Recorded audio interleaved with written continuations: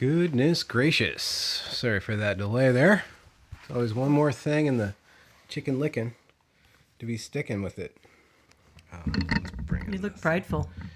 Pride cometh before the July. That's what they say. How you doing? I'm great. How are you? I'm good. What are we doing here today?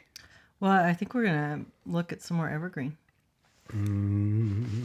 It's the saga that keeps on giving. It does. It does. I have like 20 songs for this musical. Mm-hmm. Do you want to hear one? I do.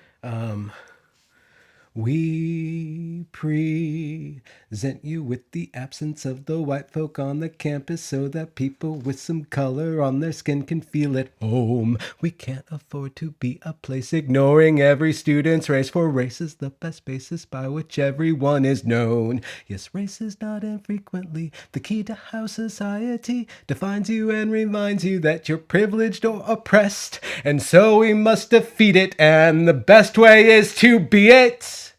Sometimes you have to step back if you really want progress into community.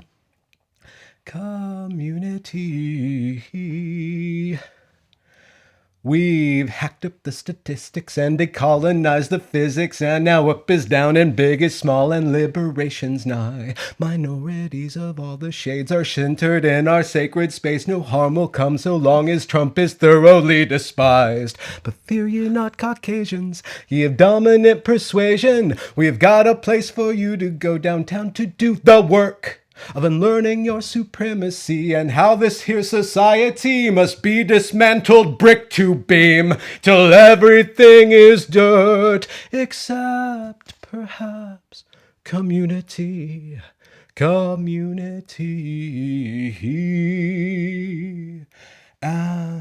there we will together meet and start again with equity.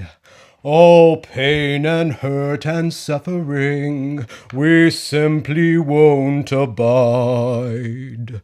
Our garden will be free of snakes. No bigotry will tolerate. We are for love, and so we hate all who aren't on the side of community. Love.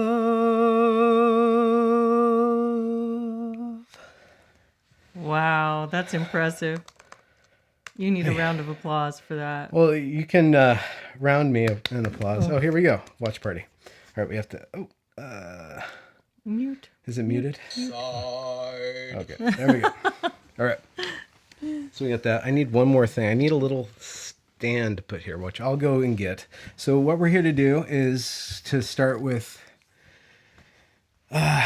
season... He needs some tap shoes. Yes, he does, Pirate Tomsky. Here, you can read it here if you can see it better. So what are we on? We are on chapter 13. And I can't remember where we left off. We did the whole, they go after the cooks. And then we started on day 2 of the protest, which is the 24th of May, 2017. And we started that whole day where they round them up and everybody goes out and they sing this little song. And then they go storm the administration offices and they pull in Wendy Indris, and they got George cornered and stuff like that. So this is where they just took Wendy off in the last one.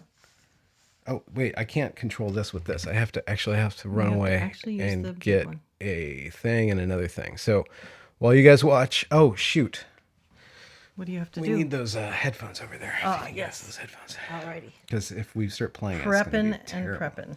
Terrible. Here, you do that. Thank you. What's inside of my AirPods container is between me and God. Oh, gross. Probably one of the best tweets I've ever read. I came up with that. It wasn't yours. You know what? And I didn't even check our volume levels. I was just screaming into the void. Okay, yeah, we're good. Okay, so let the games begin. All right. Star Academy is a small school in the East Village with just over 200 students. Star Academy stands for Student Taking Active Roles, and we really believe that children should have a leading role in their education, deciding what they learn, how they learn, and we also believe that they're going to be our change makers in the future. Our number one goal was to close the achievement gap. And for 10 years, we did this by focusing just on academics.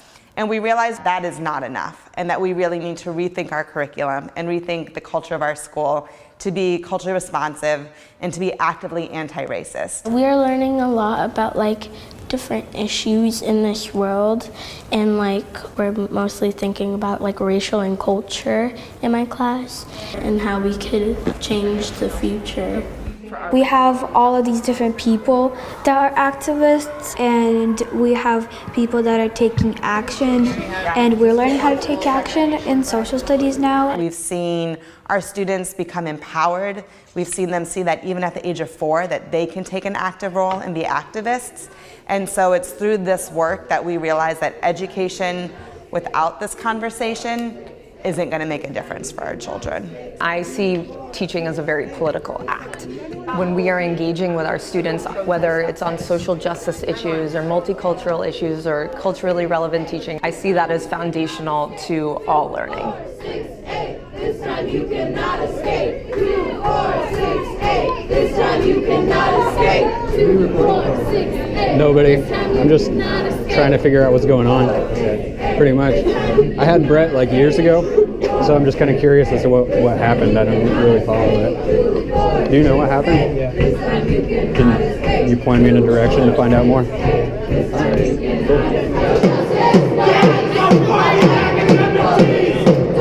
cool. Oh, they're coming though. Somebody wants to go get them. Can someone repeat that?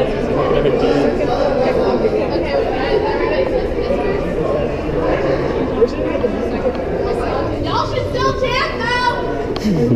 No justice, no peace. Fuck Evergreen police. No justice, no peace. Fuck Evergreen police. So we have heard reports that police are on their way, so we are creating if you are a white body or white passing or male body, please come to the front of the library. Yeah, and at some point we need to stop letting people in and out of here. Yeah. Ideally we'd have 20 people at every door, but there's no way. This is intense with the furniture. Okay. Oh my god. Okay, I'm gonna get the back. I'm gonna check out the back. This is all security right now. Students are taking furniture and putting it in front of the doors to block police from coming inside.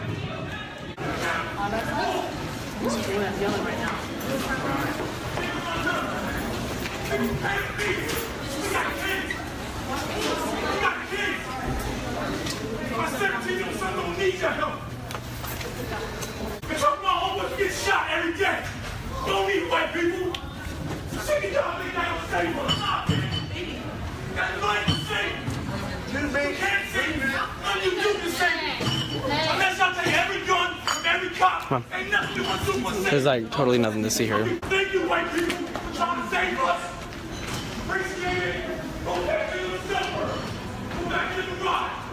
Don't be together. I stood here yesterday and watched all that other people be lying. Why? What are you talking about?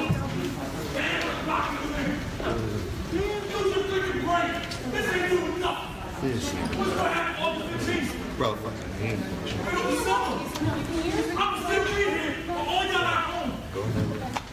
I'm still here for all y'all doing the dance, trying to help y'all out. All y'all at home is doing this on vacation. You were fucking freaking doors. That ain't changing nothing.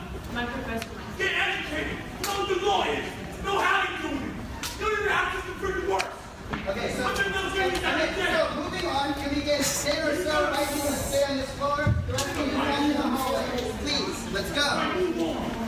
Black and brown people, come find me. I'm not mad. Okay, yeah, this is all great, Do the thing I said. I'm not sure. I don't know what happened.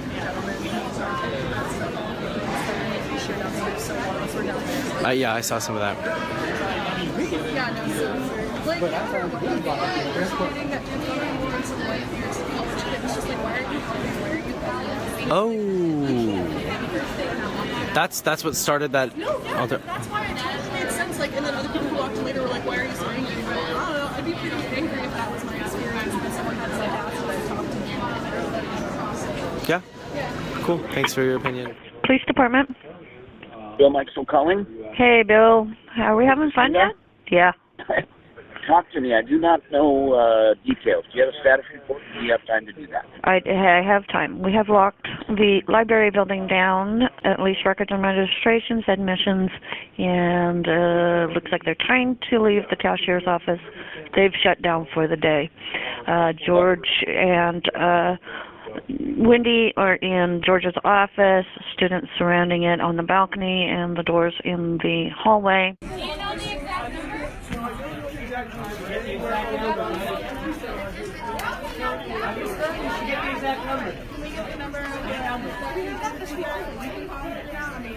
So right now they're saying that there are too many students that are in between the exits right now, so that's what George is calling on the balcony right now. It's a structural weight limit. Yeah, that's in place. But no weight limit has been given, so that is why you see the president of this college peeking out. Police Department. Hey, it's Mindy again. Yes, ma'am. Okay, so we're wondering if there's any word from EOC about what we should do as far as is campus going to close? They have not made that decision yet, George. Once the president has... Now there's parking lot issues, and people are being stopped out there, according to one of my students. And they're asking people if they're staff. If you say no, they let you go. They're placing themselves around by the bus loop. They have a group of people with their phones, and they just wait for the next order to come up, and then they move on whatever it is. Students can leave. I don't think George Bridges can leave, but I'm pretty sure. They're asking if they can leave because they want to. I think that they can leave. You're speaking to me. I didn't say that.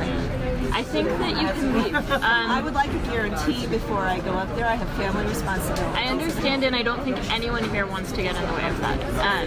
I can ask someone. There's no one in charge, so I don't know who that is. I understand that. I really don't think there will be a problem, but if you don't feel safe doing that, then you shouldn't. If I may, y'all can leave and no harm will be done to you. I can guarantee that. But by leaving, it's sort of showing the school that you don't care about the black and brown lives here, and that's harmful to the environment here. And I don't think that's okay. If you want to leave, go ahead, but you should not, under any circumstances, leave this environment. It is y'all's job to stand up for the students, and it's y'all's jobs to be here and represent the students. And by represent the students, I mean all of them, including the black and brown students. And I think it is irresponsible for you guys to leave. But if you do choose to leave, no harm will be done to you. There's like someone she needs to get to, which I totally understand. If you can like make her.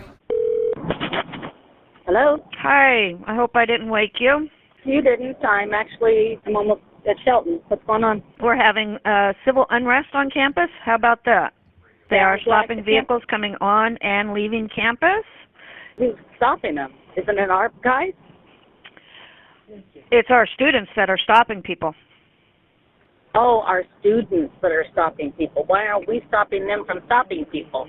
Because the president has told Stacy to stand down. We're not to do anything. Really? So the priority is that they stay in that room. If they aren't in that room, then we did something wrong. So you'll need to watch that door, watch all the doors, watch the windows. You need to keep eyes on them. And somebody needs to go in that room real quick to make sure that there's no way in that room for them to leave. That's the number one priority until we get our demands here. The second priority is that I don't believe the cops are coming. If they were to come, we need to know that information immediately. We don't need a ton of people on the bottom floor because people can come in and out. Like, this is their livelihood. That's fine. We don't need to talk with people on the second floor. You can come in and out, that's fine. What we need is just people to keep eyes on things, to keep that information circulating. And then the other thing we need is for most of the bodies of people who are here supporting us to be on this floor. Is that clear? People do the work without leaving a space, because people keep leaving to go do the thing. Without leaving the space, can we do that work to get the people who were here back here? Is that clear? There's a room being set up right now so that y'all can get food and get water.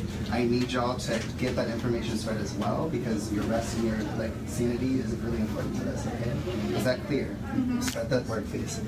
So our priority, this hasn't been made clear to everyone, is so that they do not leave that room until this happens. And so y'all need to be making sure that people don't leave. That rumor that the cops were coming was a tactic to do the thing that happened. There aren't enough people in this hallway.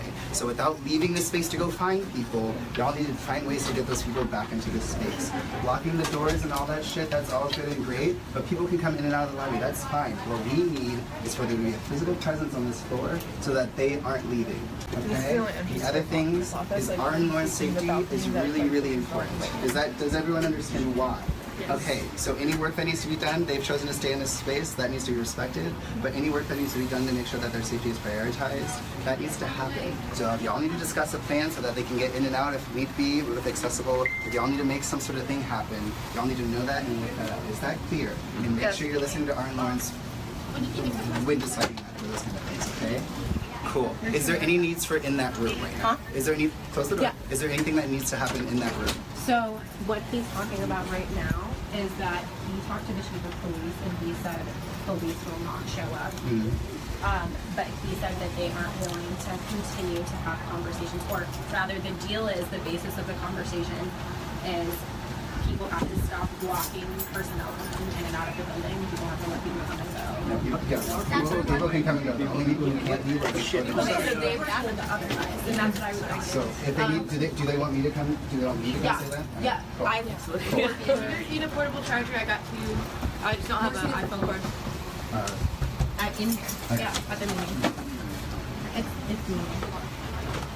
I'm not saying I'm here for documentary purposes. For me, y'all should know, because it's important for your safety and for the concerns of this building. As far as I'm concerned, and as far as I'm telling everyone, everyone is allowed to come in and out of this building, and I don't know who gave the order to do some weird blockade bullshit that's some anarchist something.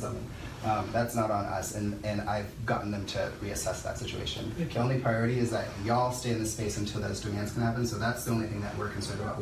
My concerns as a person, I can't speak for everyone, is that the work that needs to be done is happening today, and that everyone's safety and health is concerned. So I'm working on making sure food and water is being brought to everyone, and that this is happening on a timely manner. So I don't need to hear anything else, but I want y'all to know an update about things. Do y'all need anything at all? The people who are in this room watching this happen. Are y'all clear? Cool. Okay. Thank you. Hold. I'm sorry, I'm just being straight. Well, you should have thought of that.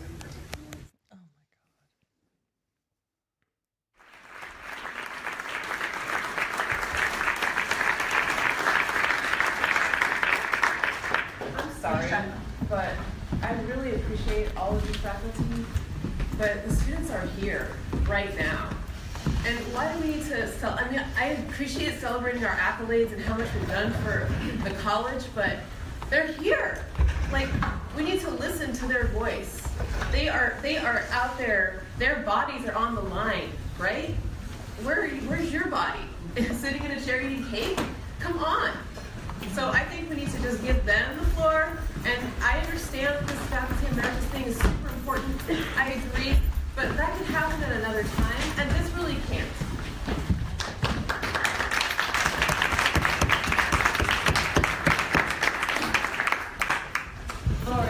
I move that we suspend the agenda so that we can hear from the students. Agreed at this time. Second. All in favor?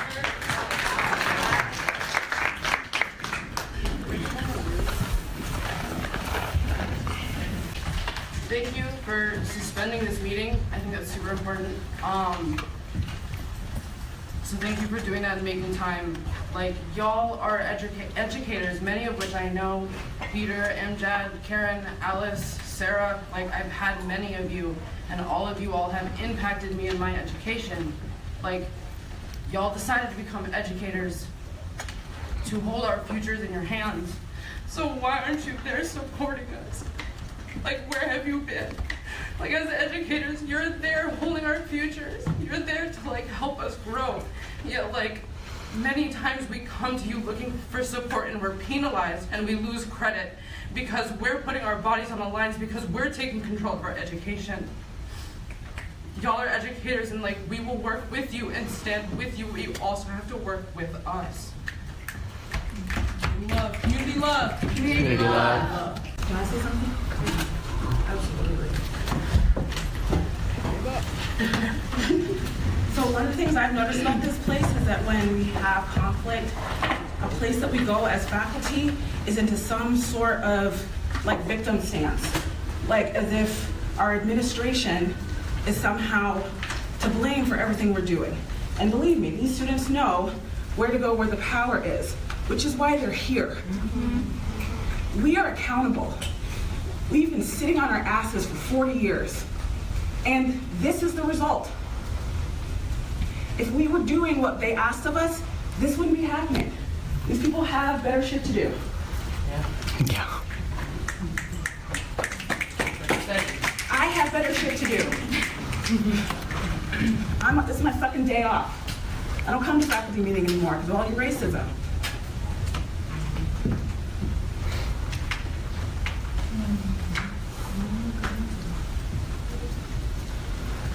This is the first I've heard of the call to action on one thing. I was just saying that I hadn't heard the press release. I just know that we're supposed to be there at 1 o'clock. I would have been happy to be there. I would like to go now, but I also don't want to offend anyone by walking out. So would it be okay if some of us walked in I think that it would be great if some folks did, but I also feel like faculty also kind of need to sit with this uncomfortability and like be confronted with certain things. I mean, yes, some of them should show solidarity, but Yes, that's very true.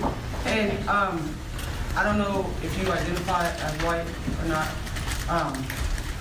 So I'm just gonna, you identify as white? Okay, so the fact that you want to leave and that the rest of y'all are just staring like, the fact that you're even afraid of offending somebody by leaving and going to support the students for which you all are here to serve is laughable to me. It's embarrassing. It's sad. It's disgusting. That's what your job is to do. It's to educate us.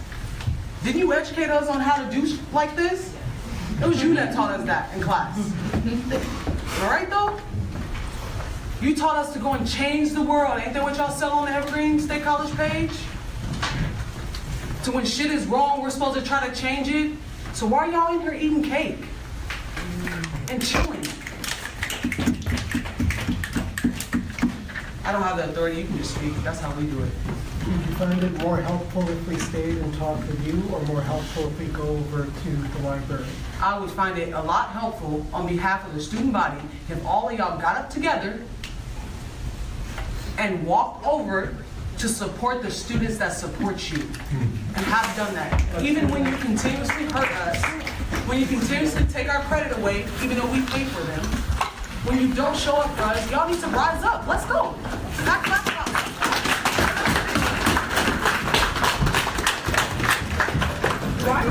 Hey, students, lead them. Lead them. Let's go. We the future. What I'd like to do is look at universities from the perspective of moral psychology.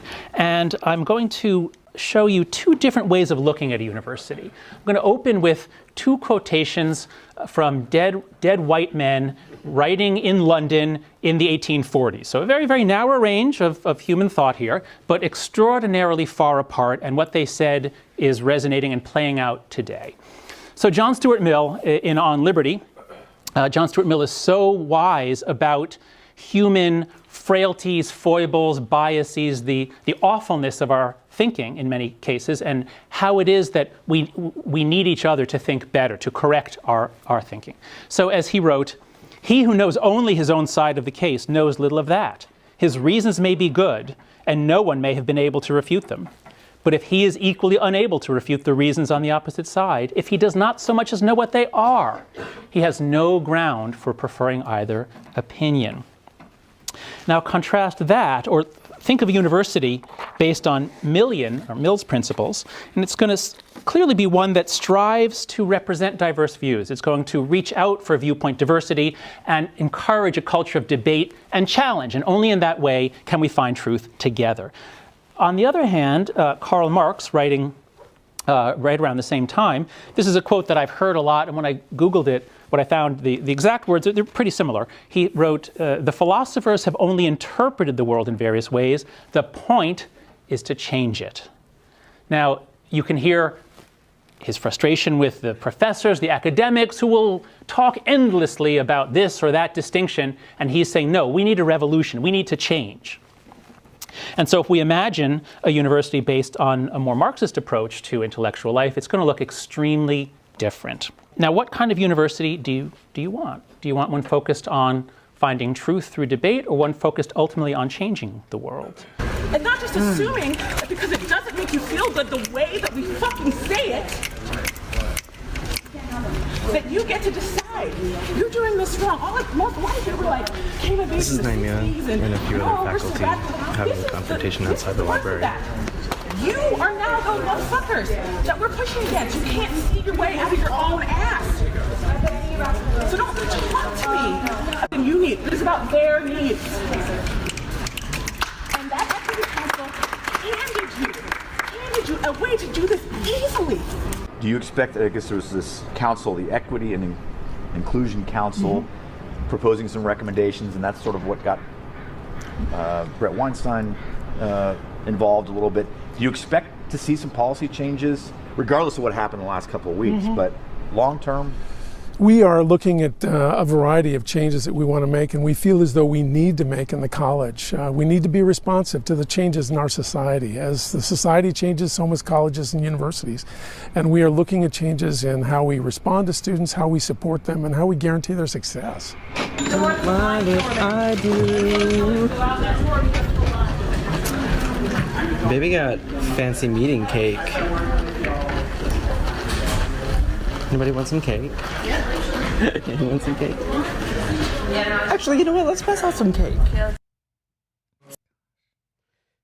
That is episode 13. What do you think? What do you think, Lele? I don't even know where to start. Isn't that great? Oh, that's just so disturbing. I mean, director's notes or documentarian's notes. So I took that Star Academy. That was in 2019, before the Great Awakening or the Floydening. Like the Great Awakening probably starts in 2014.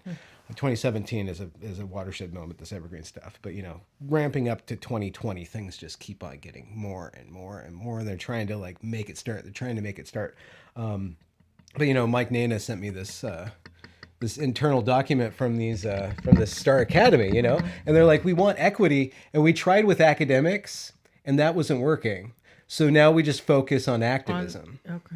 And then at the end of it, we go to Jonathan Haidt's very perspicacious or insightful, his critique of the education system. I think that's 2018 or right about there. He's like, listen, you can't serve truth and change. You can't do it. They're incompatible.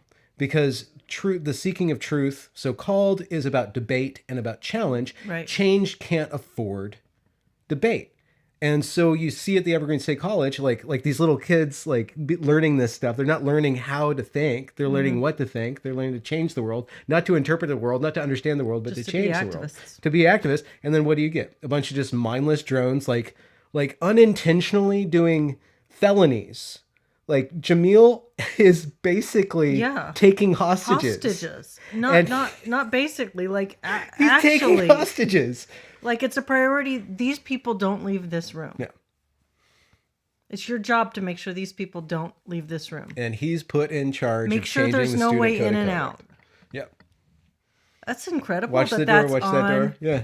That's on tape, and this guy is not paying for this. And there's criminally? No. He got paid. That's so wild. So another note about the and I set this up in our previous watch party. There was in that top room in the library building during that really long struggle sessions where they're all just like yelling and yelling. There's George Bridges, Stacey Brown, Wendy Endress, and then there's a black guy right behind there. They dragged him out of admissions to have representation. I remember that, yeah. And he just sits there absorbing all their hate. And then the next day he's doing his job, and this white student apparently comes up to him and says, why aren't you helping us? Like, we're doing this for you. And he flips the fuck out. And he starts throwing trash cans and yells at the students. So I feel really bad for him, like in a moment of really unprofessional vulnerability. But like, this is just how much pressure that he was under. Yeah. And George Bridges, I have to say this, they were going through the entire library building and rounding up anybody who worked there. And there was a mentally challenged, just janitor person that was cleaning out the bathroom. They went in and they hounded her. They were also hounding the What were they trying to get them to do? To stand up. Like, they were just going wild. Like, you have to go and do this thing. And she didn't understand what was going on. She gets terrified. She hides in a little bathroom stall. Oh my God. And then the cash office has to lock down. And George hasn't told anybody to lock down. He's like, no, we can just handle it. So there's actual money. There's student records there. Like, they have... They have responsibility to the government to protect these records, and George is just like, no security. We're just going to let this happen. Yeah. And he doesn't issue any orders for anybody. So they all have all the people down beneath him have to just make decisions on their own to protect what they have to protect. He doesn't do anything and doesn't pay for it at all. What a moment when he says that he needs to pee. Like, he's asking this kid, not a kid, but this young adult who's acting completely irresponsibly. And he's asking him permission to go to the bathroom. That was incredible. Hold it. That's incredible. Later, I think in the next episode, we get to the next episode, he's actually shepherded back and forth to the bathroom. He has like a little patrol. An escort? Yeah, he has an escort. Oh my gosh. Wow. I guess I don't know. I thought it was really interesting that they kept on using the word body. Yeah. The way that they use that, I know I've said that before, but it's pretty striking. That they keep calling people like they any white bodies, any black the bodies. Students' bodies. If you're male body, we need these bodies in this room. It's a really interesting turn of phrase. It's very dissociative. Yeah, it's incredibly harmful. Yeah. It's incredibly harmful, and I don't think that they think through that term. Jamil probably picked that up under Naima Low. Or what do you think that's about? I mean, that's interesting. It's kind of like. Is it trying to make something real and physical? Is it trying to gather weight to the physical reality of? I mean, what are they trying to say when they talk about bodies? There's a lot of different, like, I remember because that question comes up a lot, and I found the answer at some point, maybe speaking with Lindsay or like one of the iterations of the literature. It's in the literature why they do that. I think it's to dissociate themselves from responsibility. They're just billiard balls. Like, nobody is an individual. Like, in this ideology, nobody's an individual. They're all just tools of the Geist. It's all Hegelian dialectic. They're all proceeding towards the end of history. Well, and that's interesting too. There's a couple of teachers that act as rabble rousers in there, and there was the one who stood up and she says, "The students are out there." Yep. She says, Aisha. "We need Harrison. to hear their voice," and she uses the singular, their voice, so they have one voice. And then she says, their bodies are on the line. Yeah. It was very interesting. There's a lot of interesting symbolism there. Yeah.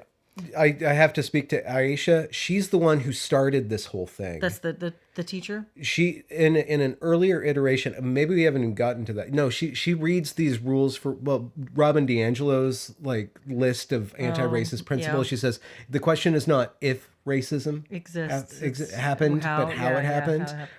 Her email chain back in the summer of 2015, directly following a shooting that we'll get to earlier in 2015, is what starts the whole groundwork for the Equity Council.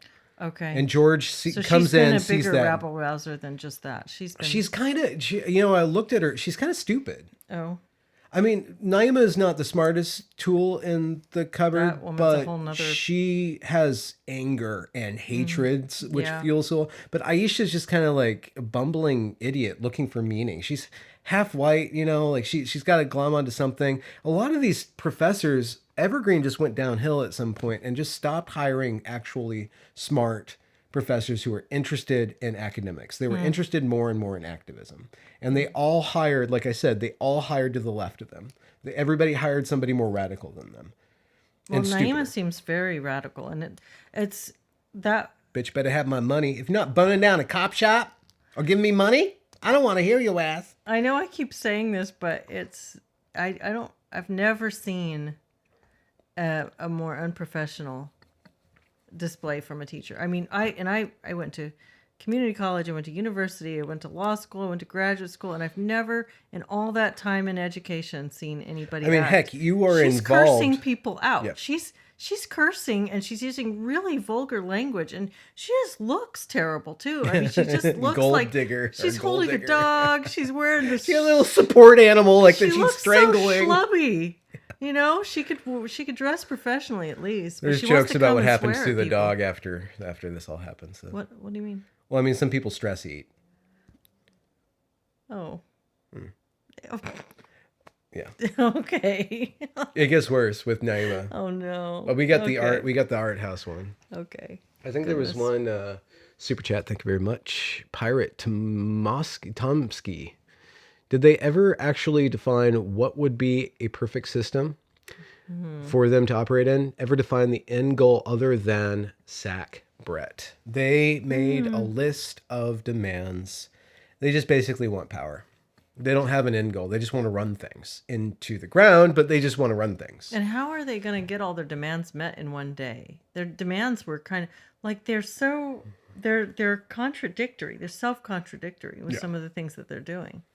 Oh, and that was the other point, that the contradiction. The teacher who says, "Can we go over there?" And then the student chews her out in this really in that assembly. Oh yeah. He chews her out basically. Getting after her for asking. Yeah, and then tells her to do that. Yeah. And it's like, you're just putting everybody in a double bind. No, yeah, Shamerica's been doing that the whole time. She's like, we don't want you to do this, but you better do this. We're not going to tell you what to do. Are you stupid? You can't make up your own mind? Are you a child? Yeah. But if you are what you say you are, you should do this. Yeah, it's just so condescending, so narcissistic, and so manipulative, the way these people are talking to each other. Yeah, she gets a payout too. She gets a settlement. Good grief. Okay. Moving on. This is going to be episode 14. And let's turn down R. If we're talking about police violence, if we don't consider the genocidal oppression of Black folks, the genocidal oppression of Native folks, we're not thinking about what actually is at the center. Okay? And so I'm in a position, as I often am, as someone living here in Olympia, frequently speaking to whiteness, which is exhausting. But I do it. And part of what that looks like is asking people to be really specific and understanding of the ways that not just the actions of people far away, right? This is something I've seen a lot here. People here are really good at looking at the racism that exists far away, right? But I am asking all of us, all of you, to look at what's happening here, in your homes, in your classrooms, in your marches, in who you listen to, who you prioritize, how you speak, how you think. What are you doing every single day? Every day. Not just when the cops fuck up, because we know that's going to happen, right? Don't wait till they kill us.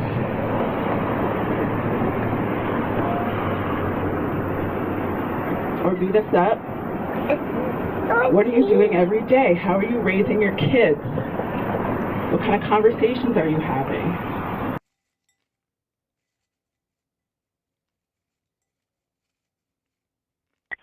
The Adam North have an assault just occurred at Safeway Harrison. It's going to be for a male threw a case of glass beer at the reporting party after stealing it. There are going to be two male subjects at the fuel station now. One is a black male, 5'11", thin build with a baseball hat, tattoo on the neck, unknown clothing. The other is similar description. Both had skateboards, unknown clothing description. Hey, Robert, correction boy 23. Boy 23, go ahead. About with two on skateboards down Cooper Point. It's going to be before 14th. Yeah, 114. Radio 23. 23, go ahead. I got shots fired. I believe one of them hit. Both of them are running northbound on Cooper Point. Copy. Shots fired. Possibly one hit. Both running northbound Cooper Point. 23, do they have a weapon? No, male. He was assaulting me with a skateboard. I tried to grab his friend. They're very aggressive, just so you know. There's 23. I got movement in the woods right here. There's 23. I got one at gunpoint. 23 has one at gunpoint. There's 23. I got both of them. I need assistance. 23 has both. Needs assistance. 23 shots fired. One down. 23 has shots fired again. One down. They run at a cop with their skateboards. Wow. 23 I got two down. Two shot. 23 has two down, two shot. We're starting A list. Breaking news, an officer-involved shooting in Olympia. The scene is on Cooper Point Road Northwest and 14th Avenue Northwest. That's where we find Adam Mertz live in Olympia. And Adam, we heard from the police chief about an hour ago. A lot of questions that still need to be answered in this case. This originally went out as a shoplifting call, and it ended with an officer pulling his gun and firing multiple shots on this street here, striking two men. Olympia police say the men matched the description of a couple guys who tried to steal beer at a nearby grocery store. He stole a beer earlier and he tried to do it again. He threw the beer at me and hit my hand. He threw a case of beer at me, glass beer. Investigators aren't saying what led up to this confrontation, whether these men had weapons or why the officer felt threatened, but it did end with those two men being rushed to the hospital with gunshot wounds. We're told one of them in critical condition. It appears both were shot in the chest. 8 o'clock this morning, the two sheriffs came to the house and said that my sons were shot. Immediately, Crystal Chaplin came out to the scene. They went out skateboarding. She says her sons have been in trouble before, but she doesn't think they should have been shot this morning. I'm angry, I'm upset, I'm pissed at the Olympia police right now.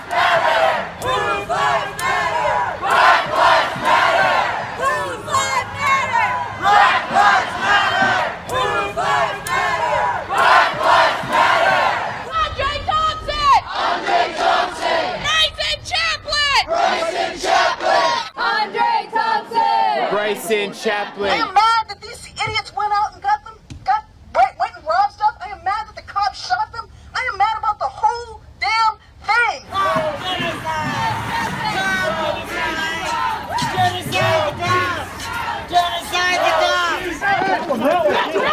Get it! Get out! Get out! Move on! Go! Go! Joe! Stay back! Back up! Back up! Back up! Andre Thompson and Bryson Chaplin are both hospitalized but expected to live. Olympia officer Ryan Donald shot the men after police say he was attacked with one of the men's skateboard. And despite what protesters claims that race was a factor because the men are black and Officer Donald is white, Olympia Police Chief Ronnie Roberts last night said that was not the case. Joseph Weiss told us people don't give up their self-defense rights when they become police officers. They have the same kind of right to defend themselves as you or I would. A task force of law enforcement officers from outside the Olympia Police Department will conduct a review and present evidence to the Thurston County prosecutor. The investigation will most certainly include the ways a skateboard may or may not have been used. Professor Weiss is known for his course on murder and has no doubt a skateboard can be a deadly weapon. More than 100 people packed City Hall tonight demanding immediate changes in police accountability. I think we need a civilian review board in Olympia. I think we shouldn't have had to wait for this horrible tragedy, but maybe now we can make it happen. Over and over again, people demanded to form an independent citizen review board. And as protesters condemning and supporting police squared off outside, people inside calmly called for immediate change. We don't just want a conversation, we want action now.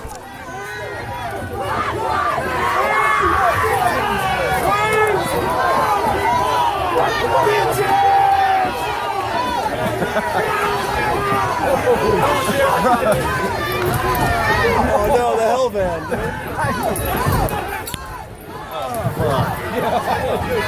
No, come on,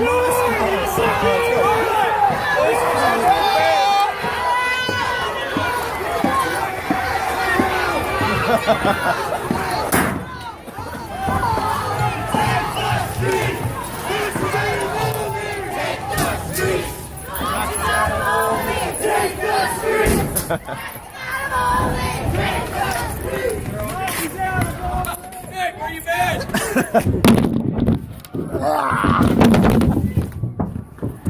The people who fought for our freedom were not cops or wealthy white city officials or gun-toting libertarians or glad-handing politicians looking to get our votes. They were hustlers, injection drug users, people who lived on the streets. They were black and brown butches, queens, and trans women who did not have the option to decide that their struggles were just about gay rights. Yes. As Audre Lorde reminds us, there is no single-issue struggle because we do not live single-issue lives.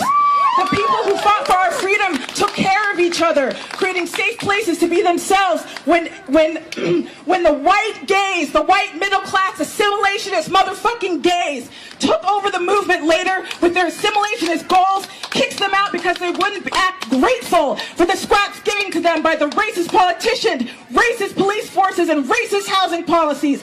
They were black and brown people who understood that our liberation as queers is not distinct from other forms of liberation, and their struggle, my struggle, is not over. Yeah. We are not free as LGBT people because we are among the black people who are killed every 28 minutes by a cop or some fool who thinks he can be. Every 28.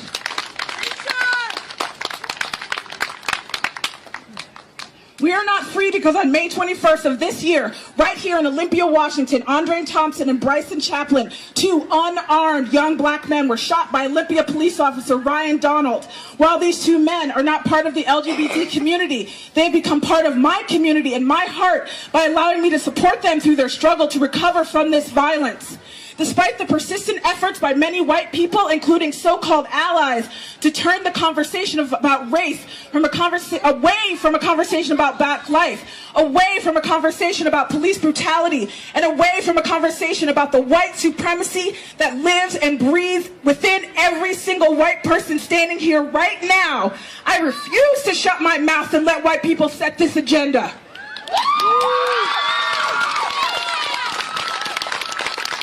If what I'm saying right now pisses you off or makes you feel targeted and defensive, good. Use that anger and energy to help yourselves understand your own complicity in the oppression of the very same people you claim to feel proud of. And for the love of black Jesus, pick something other than America the Beautiful as the opening song for Pride. That was just kind of fucking embarrassing.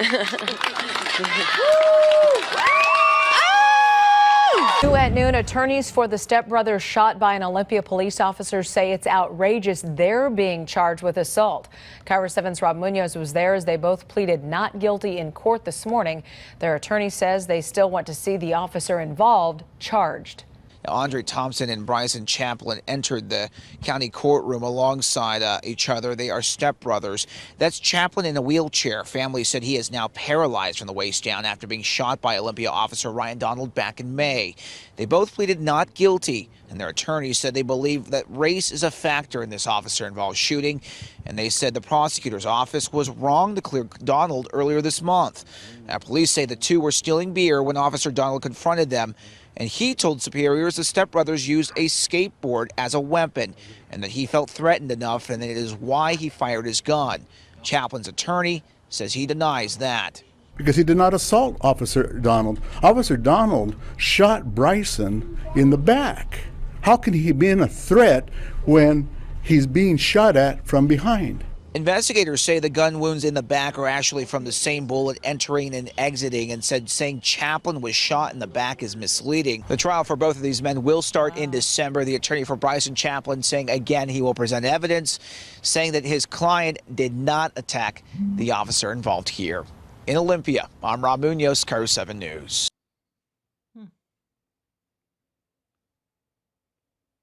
Over that summer, Evergreen faculty will rally around the Black Lives Matter cause. By the beginning of 2015-2016 school year, the issue will be at the forefront of campus discourse. The new president, George Bridges, a longtime advocate for racial justice, will put his full authority behind the issue and make it the central concern of the campus. Race and ethnicity mark us, each one of us, in ways that we must not and cannot ignore. As individuals and as a society, we are neither color or culture blind.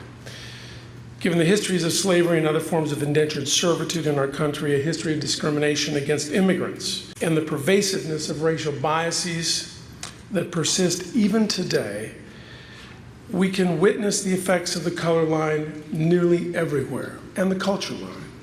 We see it in the workforce, in political leadership, in the paucity of minorities in positions of authority, and in the disproportionate number of racial and ethnic minorities who never enroll in our institutions of higher education. So we gather today following many publicized incidents, as Rashida said, across the country, and one here in our own community involving law enforcement and the challenges that people of color on our own campus and in our community have that reflect issues to which some or many of us pay little attention or simply ignore. And to be frank, they are problems often denied, undiscussed, and buried deeply in the recesses of many people's minds. And yet, for those who experience them in their daily lives, the issues weigh like a recurring nightmare on their minds and in their everyday interactions. My hope as Evergreen's president is this: that we use gatherings like this to discuss the important questions about how and why race matters in our society and here at Evergreen. And what do the experience of individuals reflect about the structure of society and the cultures within it? I want us to ensure, first and foremost, that Evergreen is a place where everyone, regardless of race or background or culture, feels welcome and respected for who they are and what they bring to our campus. That means everyone. They're going to say some things that we don't like, and our job is to bring them around, or get them out. Right. And what I hear us stating that we are working toward is bring them in, train them, and if they don't get it, sanction. Right. And you must, and I encourage you to hold us accountable to doing that. In order to do this, I believe we must be willing to speak openly and honestly, and perhaps even more importantly, that each of us listen and learn from one another. For it is only by listening and learning can we as a college become a more welcoming and liberating institution. If they aren't in that room, then we did something wrong. So you need to watch that door, watch all the doors, watch the windows. You need to keep eyes on them. And somebody needs to go in that room real quick to make sure that there's no way in that room for them to leave. Thank you, Dr. Bridges. All right, now we're gonna transition to our wonderful panel. And we're gonna start with Naima Lowe. Naima is an artist and Evergreen faculty member living in Olympia, Washington, where she teaches programs in media and film. She is currently teaching in the year-long program, MediaWorks, signifying power and difference on screens. Naima is also a founding member of the community organization Full Circle United. I'm not a social scientist. Don't have sort of statistical expertise about how racial violence and police violence impact communities of color. But what I do know is how I've experienced these phenomena. This past May 21st, news came in to any of us who were sort of paying attention that a shooting had occurred. Two unarmed young black men had been shot for allegedly attempting to steal beer, and that they had been shot by a police officer, a white police officer. First response was when I heard that the two young men, Andre, sitting next to me, and Bryson had lived. I breathed an incredible sigh of relief. So many times when we hear these stories and we talk about them, we sort of reduce the realities of this to a statistic of another black man dead. And so for me personally, being in a situation where I could sigh of relief and say, they survived and are gonna have a lot of surviving yet to do, was my first response.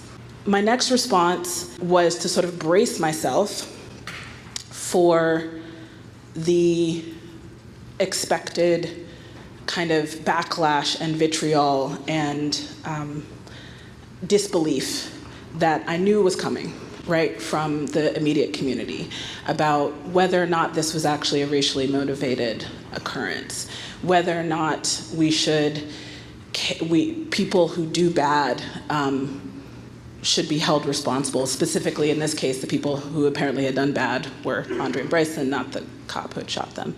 I also braced myself for the sort of outcry of how could this happen here, right? I was braced myself for hearing my white friends and colleagues saying, how is this possible? And part of the reason I braced myself for that is that I grew up in a town very much like this on the East Coast, a small college town, very similar, white and liberal and nice, also complete with a stronghold of the KKK, and a lot of white folks unable to sort of see themselves for themselves. A lot of people very invested in talking about the bad things over there, right? The bad things that were happening down south, which is actually where my family was from. The last thing I sort of braced myself for, which is part of what led me to co-found Full Circle United, which I'll talk about in a little bit, was bracing myself for knowing that all sorts of people for whom this incident wasn't at the center of their experience were gonna have a lot to say. And they were gonna say it really loudly.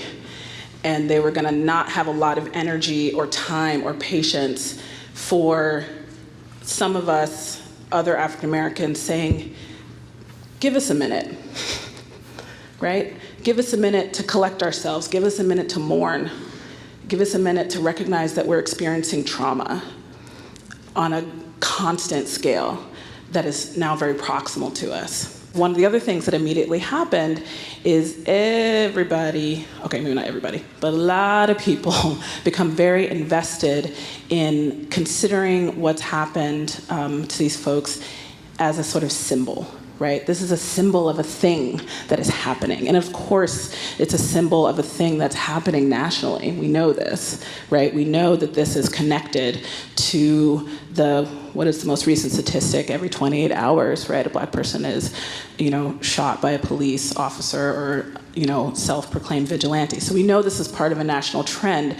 But I felt like it was important for us to keep in mind that there's actual people at the center of this, right? This was a situation where the Black lives were people who lived, and that it was critical for me to remember that and to be aware of that above everything else, aware of that above any sort of political aim that I had, aware of that of any other sort of places where I might feel frustrated or triggered or angry about my own experiences with the cops, but to keep in mind that this was a real set of people who are dealing with a tragedy.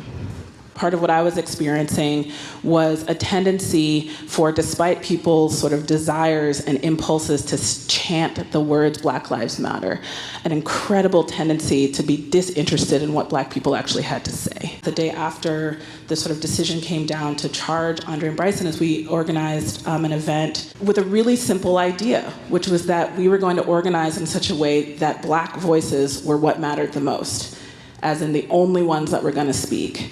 And we knew this would be powerful, and it was, because it doesn't happen much, right, in this community. And it took a lot of effort. You'd be amazed at how hard it was to convince other people, other white folks, other folks of color, who didn't want to hear that we wanted to sort of speak on our own behalf, to convince them, no, what we're trying to do is center Black voices in this moment, just for, a couple hours.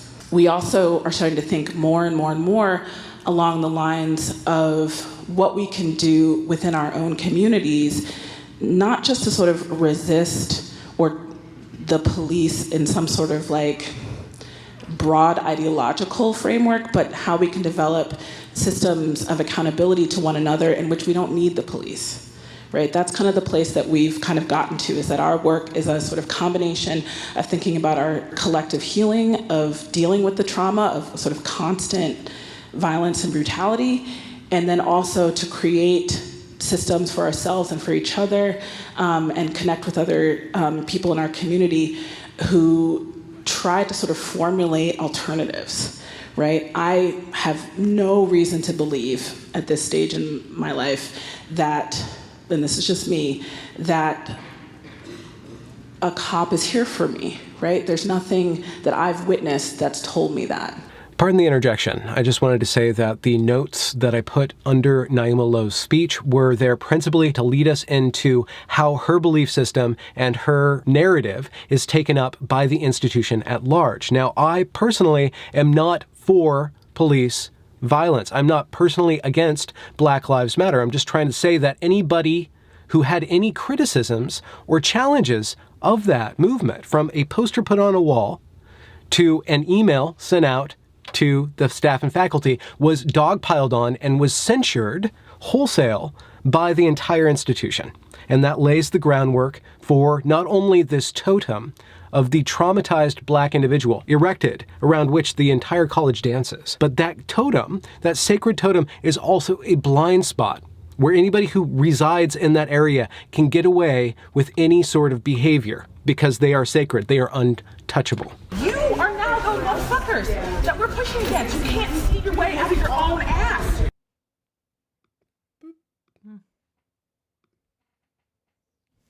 You have any comments? Should we dive into the next one? Goodness. Well, there's a lot there. I have huh? a couple of comments. One, I in listening to George, I realize I'm coming to really dislike him. And why would you do such a thing? Well, he's such a well-meaning individual. He's so deeply disingenuous. I don't know what he thinks about anything. He's acting every single time we've seen him so far. It's like it's like he's just so manipulative and deceptive. Yeah. That nothing he says comes off as honest or I don't know. It's really hard to. I mean, what do you say? The bureaucracy is where beta males are plenty and alpha males are rare. Very rare. Yeah, he's the consummate beta male. And he's very pretentious. I mean, I'm finding George to be a difficult character. And speaking of difficult characters, Naima, my goodness, this lady, she's like indignation personified. She's just this ragey sort of. She's not unintelligent. She's average, pretty average. Yeah, pretty average. Yeah. She's not a stupid person. She thinks very highly of herself. She's very narcissistic, very volatile, but she's not queer. I don't know. Oh that's one of the notes I had. She's heterosexual. Not, okay. Yeah, she just doesn't have any children. So what's her LGBT? She's queer fat. She's just part of the queer. She's the Q. Why is fat part of queer? She is her queerness. It wasn't enough for everybody to be black and fat. She also needs to glom onto She this hates white people so much. When she's talking about speaking to whiteness, and then you put up I guess it was a caption, and she's trying to make a class a mostly black and brown class, like actually advertising. Well, that was Jamil's idea, but it was her Okay. idea with him. I have they got together. I don't know if it ends up in the documentary. They do a bunch of art projects. They're super duper freaking cringy, man. And it's all like cult. They're all just like, I guess their narcissism sitting around dovetailed nicely, rubbing their bodies together. Like really? everybody, What? yeah. Well, no, just everybody that gets into our classes just gets stripped down and then reemerges as some sort of glam. Oh. So yeah, that's interesting. Yeah. Backlash. She was talking about backlash, vitriol, Yeah. and then Any sort of but they backlash. had a whole parade. Yeah. So it was like, do we detect anybody out there who doesn't agree with us, and that's what we're going to zero in on. Yeah. It doesn't matter that so many people agreed with you that you had a freaking parade. Yeah. Yeah. And even when even when the institution completely bows down and does everything possible, the students just call it all racist and then have a field day. Yeah. You had a couple of super chats from Jenny about the question about bodies. Les booties. Okay, I'm going to do this and then I have to go back over here. Bodies seems to have its roots in postmodernist and biopolitical discourse, with thinkers like Foucault and Fanon using it to describe how power operates on and through individuals, per Grok. And then from Clem, please add a laugh track to this. Good idea. Yeah. And then Jenny comes back, looking more into bodies in a capitalist society. This is a quote. In a capitalist society, our bodies are not just our own. They're commodities in the marketplace of life. That's interesting. And Pirate comes back, Mr. Tomsky, quote, we want to destabilize society so we can introduce communism, end quote. There you go. Translated this bullshit for you. Race Marxism. Oh, yeah. Okay, let's get back on to it. We'll do 2 more episodes, I think. If we. Yeah. Oh, this is the fun one. Oh. This is the one. Because I put myself, I'm like, okay, listen, Naima Lowe's a filmmaker. All of her students, one of her students even says, I'm going to make a documentary about how racist this place is. I'm going to put you all on blast. I'm like, wait, I'm doing that. Like, okay, let's pretend that I go into Naima's class and I'm like doing like the college filmmaker thing. So this is art. This is the pinnacle for me of this whole thing. I had fun. If we're talking about police violence, if we don't... Not this one? No, it's the next one. Oh, okay. Not the one we just did. Is it 15 or is it maybe... Yes. Okay. Okay. Okay, you ready? Yep. Okay. Love, community love. Community love. Oh, this is all her art. This is all her art. Who's that? They're all dressed in red. She's gonna trouble the water.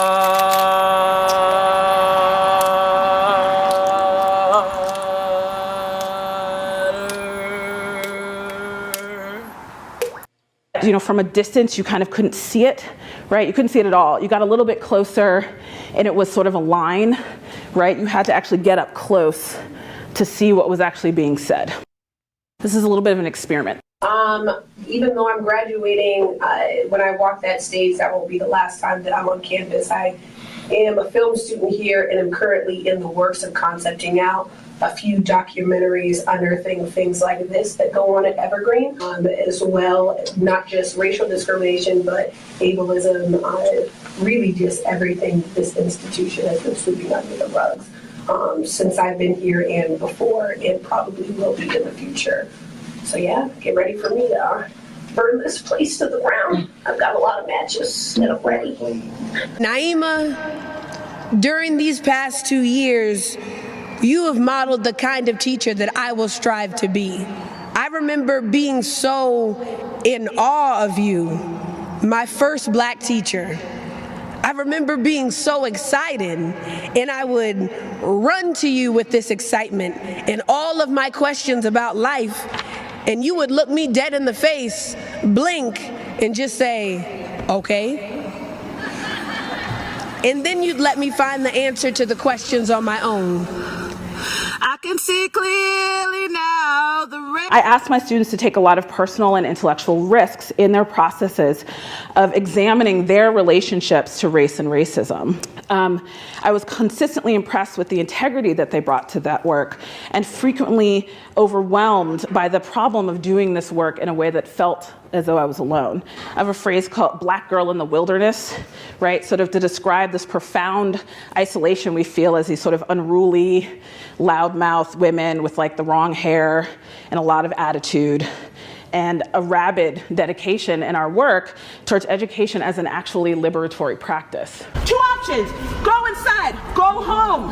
Right, we both teach in places we get in trouble sometimes.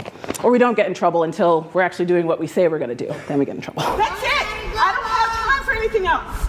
I am too tired, this shit is literally gonna kill me. Do you have a time for an apology? Go inside or go! When I say overwhelmed, I mean that by winter quarter, I was actually breaking out in hives on a daily basis. like it's not a metaphor, hives, through a combination of rage and sorrow at the fact that my group of mostly white students of the arts at radically progressive Evergreen State College had never before been really challenged to consider their relationship to race in an academic setting. Well, not all people, but people in response said, oh, it's like this kind of reversal, right? You're sort of taking what white folks have said to you and kind of turning it around, and that's part of it. But it's not kind of so simple as that for me. It really is about having this experience in my life that's very real of kind of wondering, like, what is that? Like, what is this white thing? What does it mean to you? Like, I actually want to know, because it kind of baffles me how difficult it seems to actually engage it with any kind of sincerity. Look all around, there's nothing but blue skies. This is a little bit of an experiment. The way that I have approached the reading of this book, I've read it in a few different venues, is to have the reading be done by the room. When you hear your number, say your thing, say it loud. Okay, 1. How do you know you are white? I feel pretty strongly in my work as an artist and as someone supporting students who are interested in art, that we need to not just learn the skills of how to sort of create something, how to, in my case, working with cameras and working with various kinds of media equipment, and et cetera. That's a really important skill. But I believe 100% that if we're not sort of learning about the power that we hold in the context of what we create, if we don't learn to kind of understand the conscious and unconscious biases about what we think is beautiful, what we think is correct, what we think is appropriate, what we think tells a good story, right? Then those tools are just tools, right? Then you become a tool of the tools. Is that 1? 2. Have you always been white? I'm someone who works at this college. I also live in this community. And in this last year, there have been several really intense, incredibly racist incidents that have happened in this community. In particular, the shooting of 2 young men, black men, by an Olympia police officer. And one of the things that brought up for me in witnessing it and dealing with my sort of sadness and sorrow and anger about that incident was sort of watching the extent to which I saw a community that had a lot of skills and capacity to talk about racism and injustice that happened far away, right? Issues far away, but not a lot of skills about how to deal with what's happening in our immediate space. 3. When did you realize you were white? I grew up in a town very much like this on the East Coast, a small college town, very similar, white and liberal and nice, also complete with a stronghold of the KKK.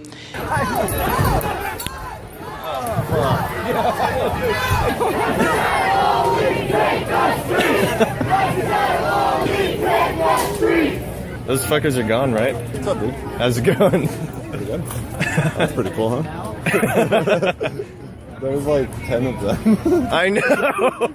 A lot of white folks unable to sort of see themselves for themselves. A lot of people very invested in talking about the bad things over there. 4. How did you realize you were white?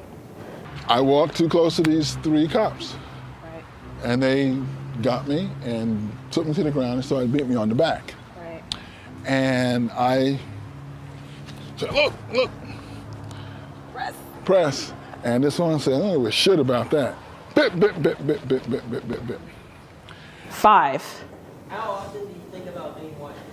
And with the billy clubs? With the billy clubs, yeah. Hit me. But they were very precise.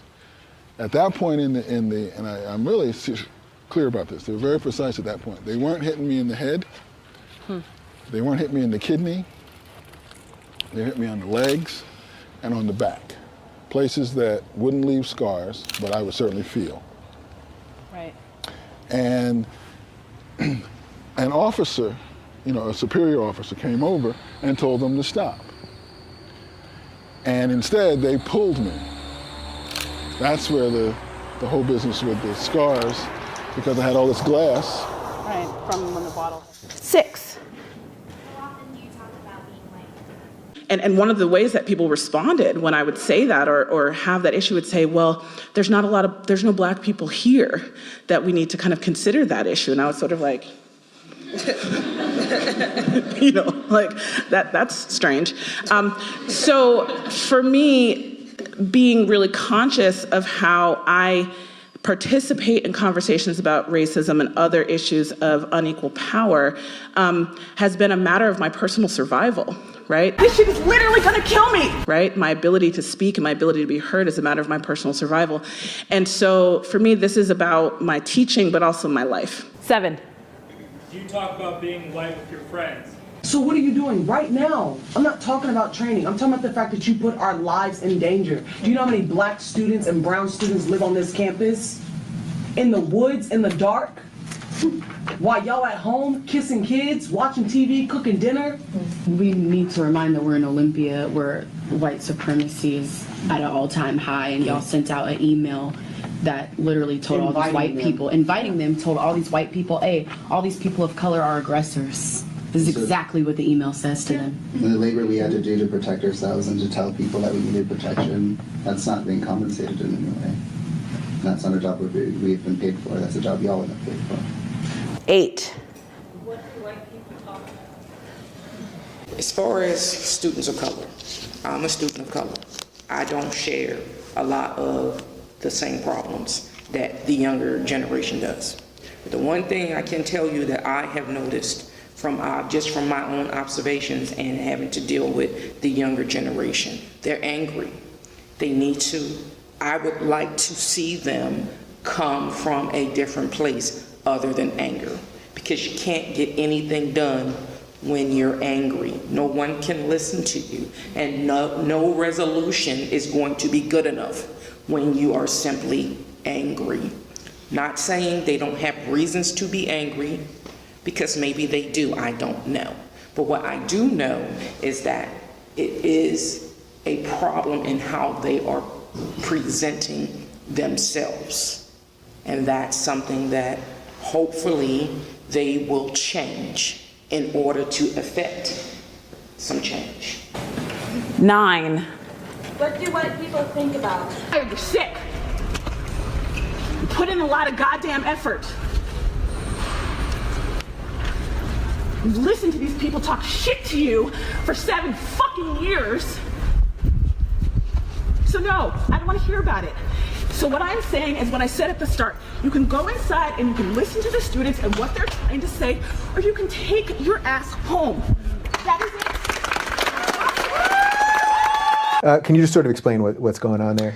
Yeah, Naima in that clip is, and the clip goes on for a fair piece, but she's dressing down 2 other faculty members who are there and telling them that effectively they need, if my understanding of the clip is right, she's telling them that effectively that they either need to go in and make themselves answerable to this mob that's been ruling the campus at that point, or go home. That those are their only 2 choices, and she says that, they are the problem. 10. Do you think white people are the same everywhere? It's preposterous, and I should say that the same faculty member has accused me of racism once very directly in a faculty meeting. I said, somebody at some point should check on the question of whether or not I actually am a racist. I think you might be very surprised. I was then told by the chair of the faculty that this was not the place to defend myself, and I said, that's fine. Where is the place to defend myself? And then Naima spoke up and said, you shouldn't expect a venue in which to defend yourself.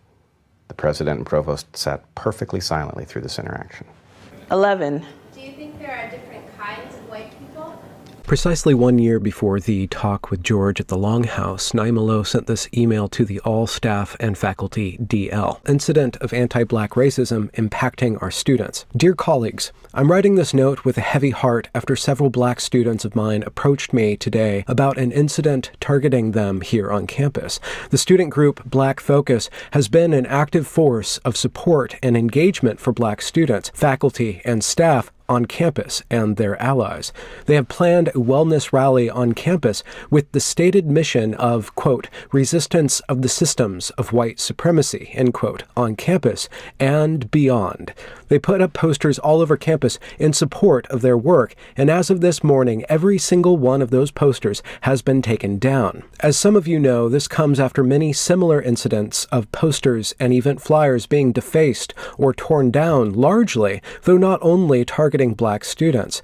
It's worth noting that while several of these incidents have been reported to the campus community through the Bias Incident Response Team, there are several others that have not been shared in this way. I know this because I've had multiple frustrated and frightened students come to my office to talk to me about their experiences while feeling unwilling and unable to share those experiences with an administration that they perceive to be ineffective, at best, at responding to the increasingly hostile and racist environment that they are dealing with on campus. I heard someone today describe this as a microaggression. I disagree. This is a macroaggression. This is designed to intimidate them and shut them up. While I know that we are a public facility and people from outside could very well be responsible for some of these incidents, I'd like us to understand that this is our collective responsibility as a campus community. These students are tired of daily racism they are forced to endure, and I'm tired of it too. In solidarity and with bone-deep exhaustion, Naima. 12. In the past 24 hours, many posters promoting a rally by our Black Students Focus and others publishing our First People's 5K were destroyed, defaced, and damaged here on campus. The posters promoted events approved and endorsed by the college and that align with our very commitment to creating an inclusive environment and to furthering Evergreen's support of freedom of expression. Incidents like these are outrageous. They convey contempt and disrespect not just of the sponsoring groups, but all members of our campus community. They defy the values upon which Evergreen was founded, they violate our social contract, and are anathema to our shared sense of community. In destroying and defacing the posters, the individuals committing these acts sought to silence the voices of students of color and the many people who support them, thereby depriving these students of their valued space and place in our college. It's unacceptable. This year, we have devoted hundreds of hours to dialogue and concrete actions promoting tolerance and respect for difference. We've created new procedures and mechanisms for addressing incidents of harassment and misconduct on our campus. We've established a college-wide council to develop and launch initiatives that will change the structure and culture at Evergreen. And we've actively intervened and sanctioned acts like these that violate our fundamental values, our social contract. I call on each of us to intervene in any actions we witness that entail demeaning, disrespecting, or devaluing others. I call on each of us, faculty, staff, and students, to acknowledge in dialogue in our programs, classes, and offices the seriousness of these actions and the harm they create within our community and the individuals here at Evergreen. Finally, I call on each of us to repudiate such acts of contempt, disrespect, and hatred. They have no place at Evergreen. Not here, not now, not ever. 13. Do you sometimes wish you were not white? Y'all decided to become educators, to hold our futures in your hands. So why aren't you there supporting us? Like, where have you been? Like, as educators, you're there holding our futures. You're there to, like, help us grow. Yet, like, many times we come to you looking for support and we're penalized and we lose credit because we're putting our bodies on the lines because we're taking control of our education. Y'all are educators and, like, we will work with you and stand with you. We also have to work with us. Love, community love. Community love. Oh no. I'm sorry. Oh no. Oh no. Where did you go? What have you done? Oh shoot. Wait, what? 15.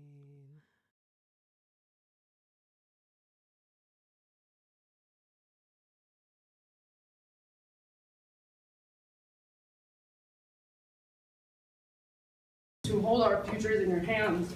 So why aren't you there supporting us? Like, where have you been? Like, as educators, you're there holding our futures. You're there to, like, help us grow. Yet, like, many times we come to you looking for support and we're penalized and we lose credit because we're putting our bodies on the lines because we're taking control of our education. Y'all are educators and, like, we will work with you and stand with you. We also have to work with us. Our whole job is to be a film. Love, community love. Community love. 14. Do you hate being white?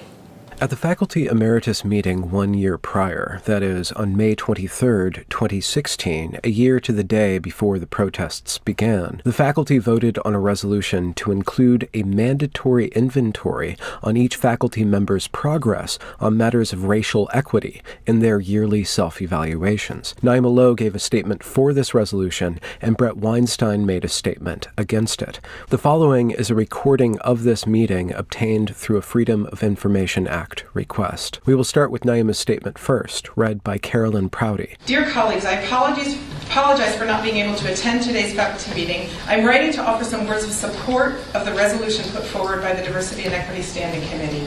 After the events of last Thursday, which I think hopefully we saw in the email, I am somewhat inclined to suggest that we simply vote on this resolution without much additional conversation.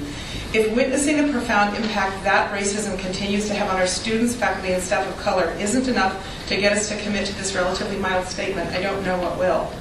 Several people, including me, gave input on the resolution at various phases, and I believe that it represents sound thinking and thoughtful deliberation.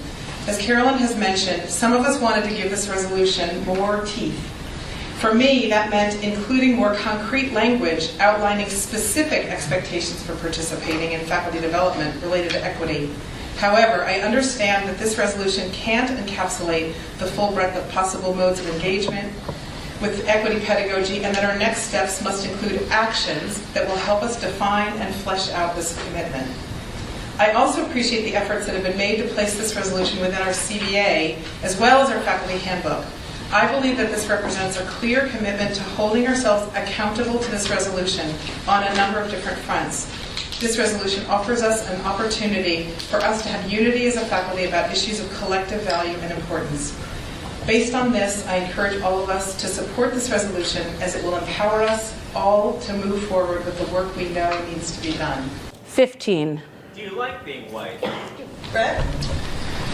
Okay, I would ask everybody to try to hear with fresh ears. What I have to say isn't easy, and I must say I speak in front of you with more nervousness than I think I've ever spoken in front of this faculty. I've spoken to a lot of people about this resolution, members of our faculty, and I've tried to speak to a diverse group. I will say that the public discussion around this issue does not match the private discussion. There is concern behind closed doors amongst many members of our faculty that there are things that cannot be said about this resolution because of the current climate of discussion that we have on our campus regarding diversity and equity. And that is something that should never be the case here.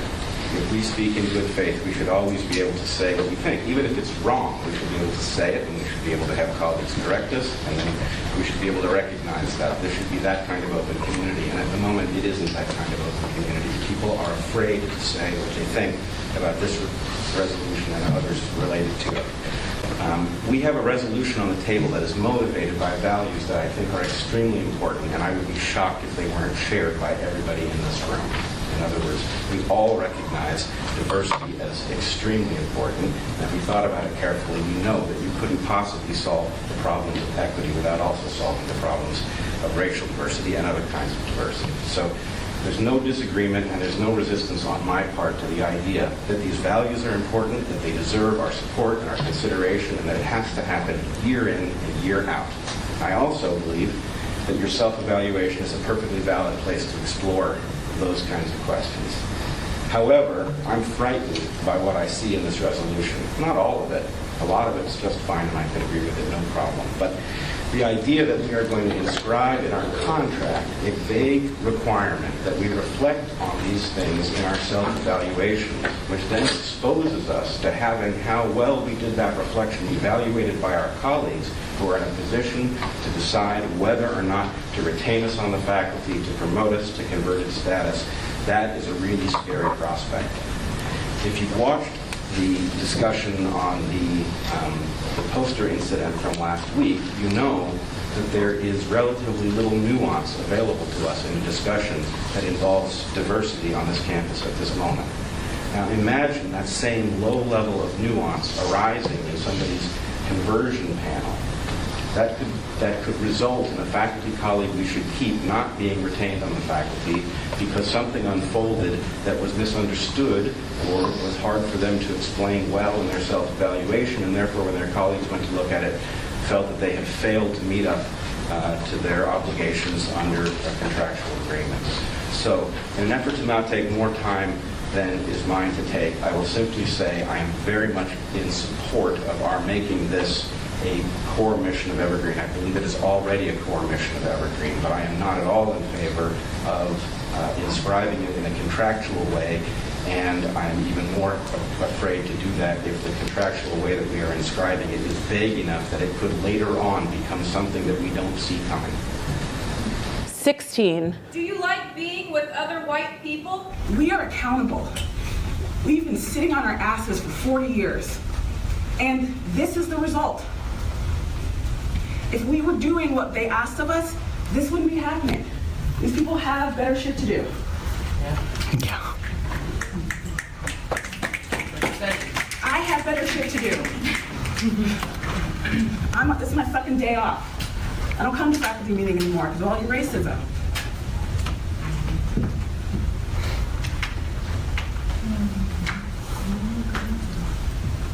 On November 14th, 2016, 2 days before the unveiling of the college's equity plan, in which there is an organizational chart that places Naima Lowe in charge of faculty hiring and development, Naima responded to what I suppose is a satirical Facebook event titled White Liberal Day of Silence. Can I announce this important event at the faculty meeting I'm about to endure? And then 2.5 hours later, she addends, seriously, just be quiet. Only appointed, approved whites can speak, and only when spoken to. Now, if Naima Lowe considers all lives matter hashtags or statements or posters placed on walls to be literally violence, how do we know what side of the double standard she falls upon with statements such as these? 17. Do you notice when everyone around you is white? The trial of two stepbrothers who were shot by an Olympia police officer is now underway. Both men are charged with assaulting that police officer, and one is also charged with assaulting an employee at the Safeway store as he tried to steal beer. Bryson Chaplin comes quickly towards Officer Donald with the skateboard raised. Stepbrothers Andre Thompson and Bryson Chaplin sat side by side, both on trial for assaulting Olympia police officer Ryan Donald, who then shot both of them. Coming at him with the skateboard raised up, with the trucks facing down, and fearing that this skateboard was going to be used as a weapon against his person. When it was time for the defense, Andre Thompson's attorney quickly summed it up for the jury. The case you are about to hear is about a police officer, a very green police officer, who lost control of his emotion, of himself, and ultimately the situation. Bryson Chaplin is now in a wheelchair, paralyzed from the shooting. He's also charged with assault for this incident minutes before the shooting. Prosecutors say he threw a case of beer at Safeway employee Tammy Brown as he ran from the store. Members of the community who protested the officer-involved shooting sat in on the trial. Officer Ryan Donald, he was not charged with the crime, and an internal review found he did not break any department policies. You can bet he will be the key witness in this case, and the trial will resume tomorrow morning. Well, that will be pivotal testimony. Thanks so much, Allison. 18. Do you notice when there are no white people speak out? Oh my God. Yeah. I forgot Samantha, what I was like. I know what you're saying. We're all here. I'm not starting. That'd be nice. If we have a microwave, we could do it. Squatted up for the homies. 19. Do you notice when other white people walk into the room? Two brothers shot by an Olympia police officer 2 years ago was arrested for attacking his brother during a fight over hot wings.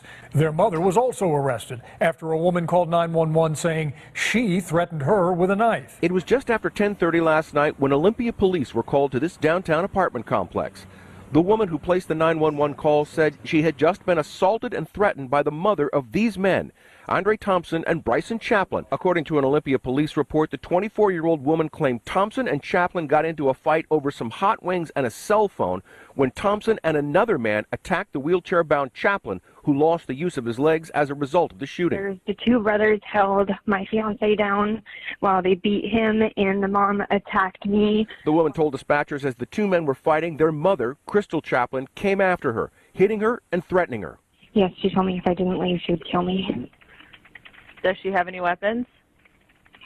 A knife.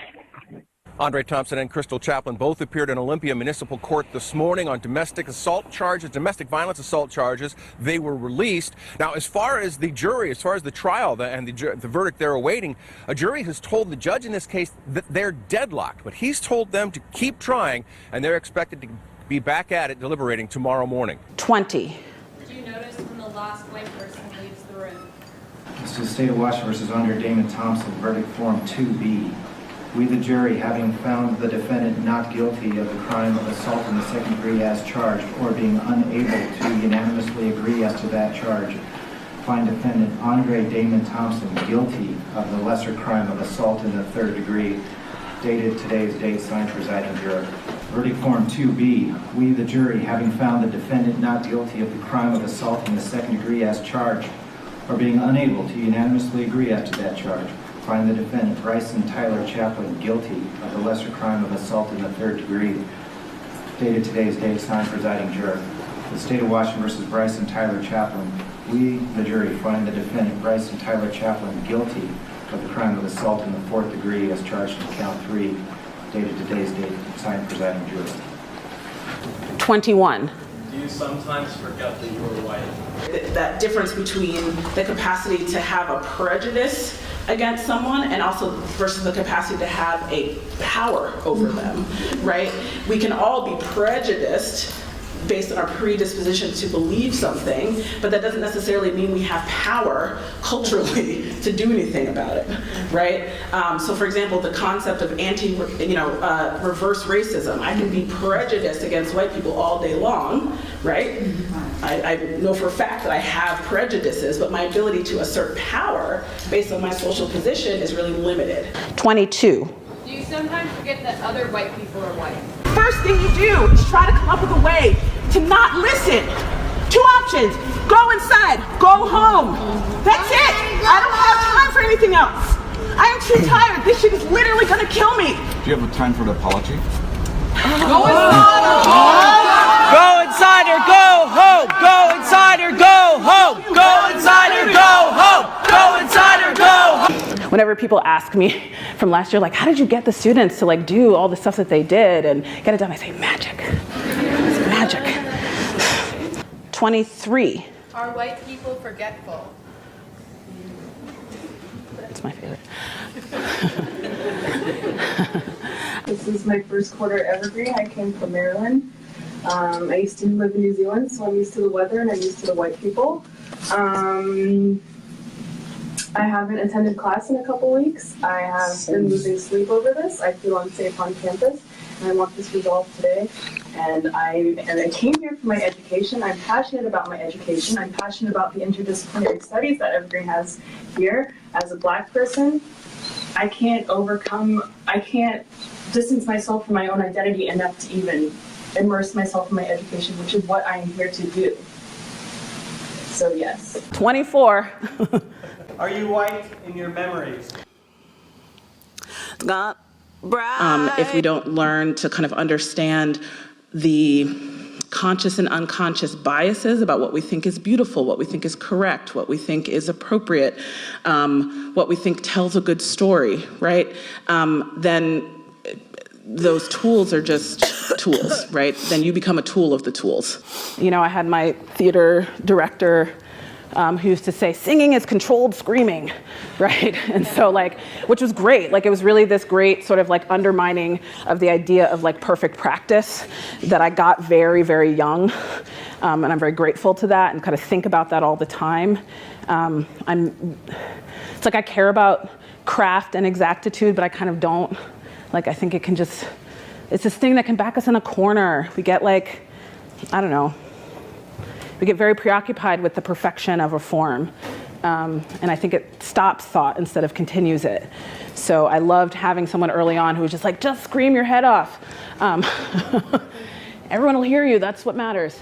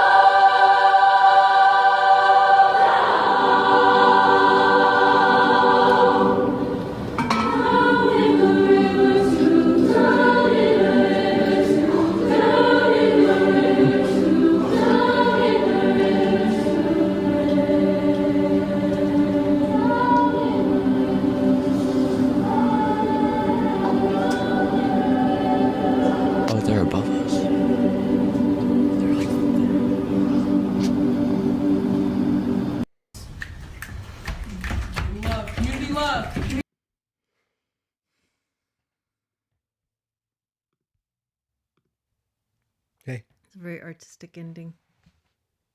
You need a palate cleanser. Yeah. I mean, her whole art is just about ugliness and disharmony. Yeah, yeah. And clashing. Well, I mean, she's not an innately physically unattractive person, but she makes herself aggressively unattractive. There was that one scene that you cut in and out of where she's wearing kind of like a pink dress. Yeah. She's talking to the class, and she seems to like the class she's talking to. You can feel that she likes the kids or the people she's speaking to. And I actually found her engaging. well, personable. like more, more relatable in that scene. But so often her presentation of herself physically, plus her presentation, her words and what she's talking about, it's just it feels like an assault. I don't know. Yeah, on herself. Well, yeah, I guess the toenail thing. My goodness. Yeah. That was weird. Yeah, so that's there from was some some performance art. She's got like No, these it's her film art, and people were like, jagged "Why are you toenails. making her look ugly?" I'm like, her whole art. That's her art. That's her art. Yeah. This is her art, and this is the ideas informing her art. This is all the package. This is why everything is ugly now in our entire culture. Why fat liberation or fat, pride or whatever. Why everything is just ugly. Like this is the antinomian. You know what was interesting too? The speeches. So she had somebody read her little speech, and it was a little too wordy. And then Brett did his. Yeah. I'm gonna chart that for a second. Yeah. And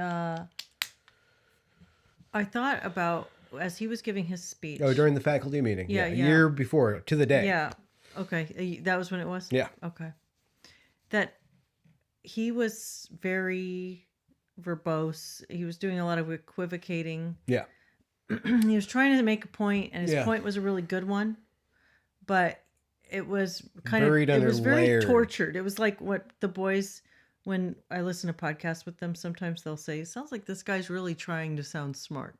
So it's like very layered and like couched, and he's using a lot of equivocation in order to make his point as gently as he can, because he's really trying to dance around the point he's trying to make. Yeah. And I thought it's interesting how that contrasts so much with some of the speeches being made by the activists and by Naima herself, in their directness. Like they're gonna be direct to the point of vulgarity. Yeah.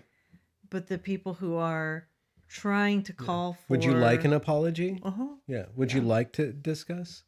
I mean, so for the longest time in this story, commenters on the YouTube channel say, well, Brett, is responsible for this.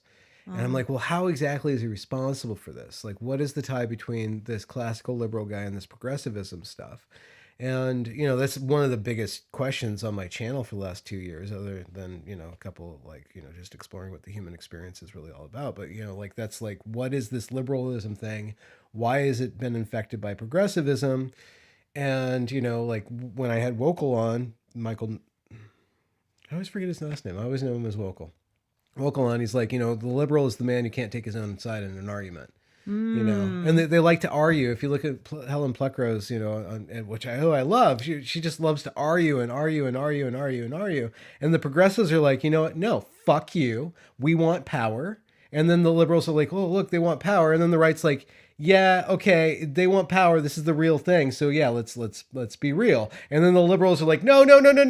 We need to couch power underneath process. Well, truth is more important than power. Like, let us control everything. We were doing it better than you. But no, it's like, no, power is power. There's a reality to power. And the activists at least are honest with that. Although there's process and there's content. And maybe the process here is also important. Like no, that's a good point. Think of the line from The Second Coming, Yeats. The best lack all conviction, while the worst are full of passionate intensity. Mm-hmm. And when I used to hear that, I would think, well, isn't that a shame? Shouldn't the best have the passionate intensity and the worst be the ones to lack conviction? But I think it's actually a statement on process, that the best is to be aware of the nuances and aware of the places where you might be getting something wrong, to be inviting dialogue, to be inviting collaboration. And it is the worst, that process of that passionate intensity. Yeah. Is part of what it is. There's something wrong if you find yourself in that position. You have become gripped by something that is not reason anymore. You're in the grips of an emotional plight that is not able to look out. You've got blinders on. Okay, so let me rephrase that. So Brett is obviously in that little moment. Mm-hmm. He's obviously aware that he's sandwiched in a power of structure, a structural power that is not aimed at He has to truth. be really careful. So he has to be, he's sandwiched below. He knows you have no place to defend yourself. Right. You know, if you are called racist, you are basically de facto racist. There's Yep. no way else. Yep. Naima Lowe doesn't even have to show up because everybody's racist. No, she doesn't she even has her show up. lackeys. Yeah, that was crazy. She has her lackeys go Yeah. and do the thing. So I don't she's even so have to- insulated yeah. that she can show up a year later in her fucking pajamas carrying her poor little dog and just dress down everybody and say, Yeah. you go inside or go home. And all of a sudden she's like, go inside or go home. So, okay. Yeah, and he starts out by saying how nervous he is. Of course he's nervous. Yeah, he's nervous. So he's aware of that. If the power structure was commanded by a powerful man or person, but I think man in this instance, George Bridges is not the powerful man. So George Bridges is doing some weird shit. We don't know what he's doing. We know that he put everybody into power to do this, and then he allowed it all to happen, and then he covers the tracks, and then he goes on speaking about equity, and then he gets a like $350,000 a year he's getting for doing this. For doing this. Wow, that's running crazy. this. The second most highest paid person at the Evergreen State College after these protests is the DEI person Are you who serious? shows up, sets up 2 events, and then takes maternity leave, and then leaves after 2 years of salary doing nothing. It goes down to another better paying job somewhere else.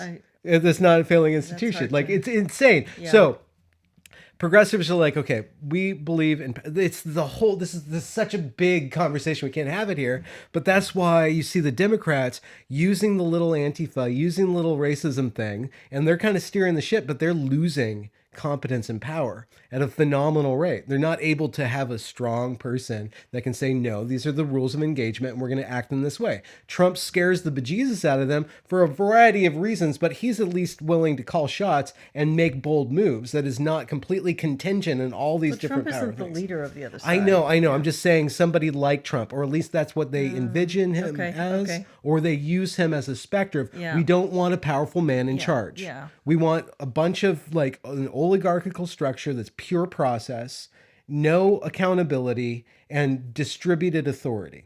And this is the other thing with the Longhouse, or the critique of the Longhouse from the dissident right. So I'm just saying, if George Bridges had a spine and said, no, we're not going to do this, we're going to do that, then it relieves the whole structure from having to fight and bicker and have all these people like not being able to speak the truth or have conversations anymore. Because the top problem down is way before George. The problem is a cultural problem. I mean, this college seems like its problem started way before him. I don't know, man. When I say culture, I mean culture of the college. Yeah, no, it's the culture of the college. It's like, this is the epitome. I know we had kind of a half conversation about the Longhouse, but this is the epitome of the Longhouse. Evergreen was run and operated by mostly childless feminist women who hated the freaking patriarchy. That was the first thing I saw on campus.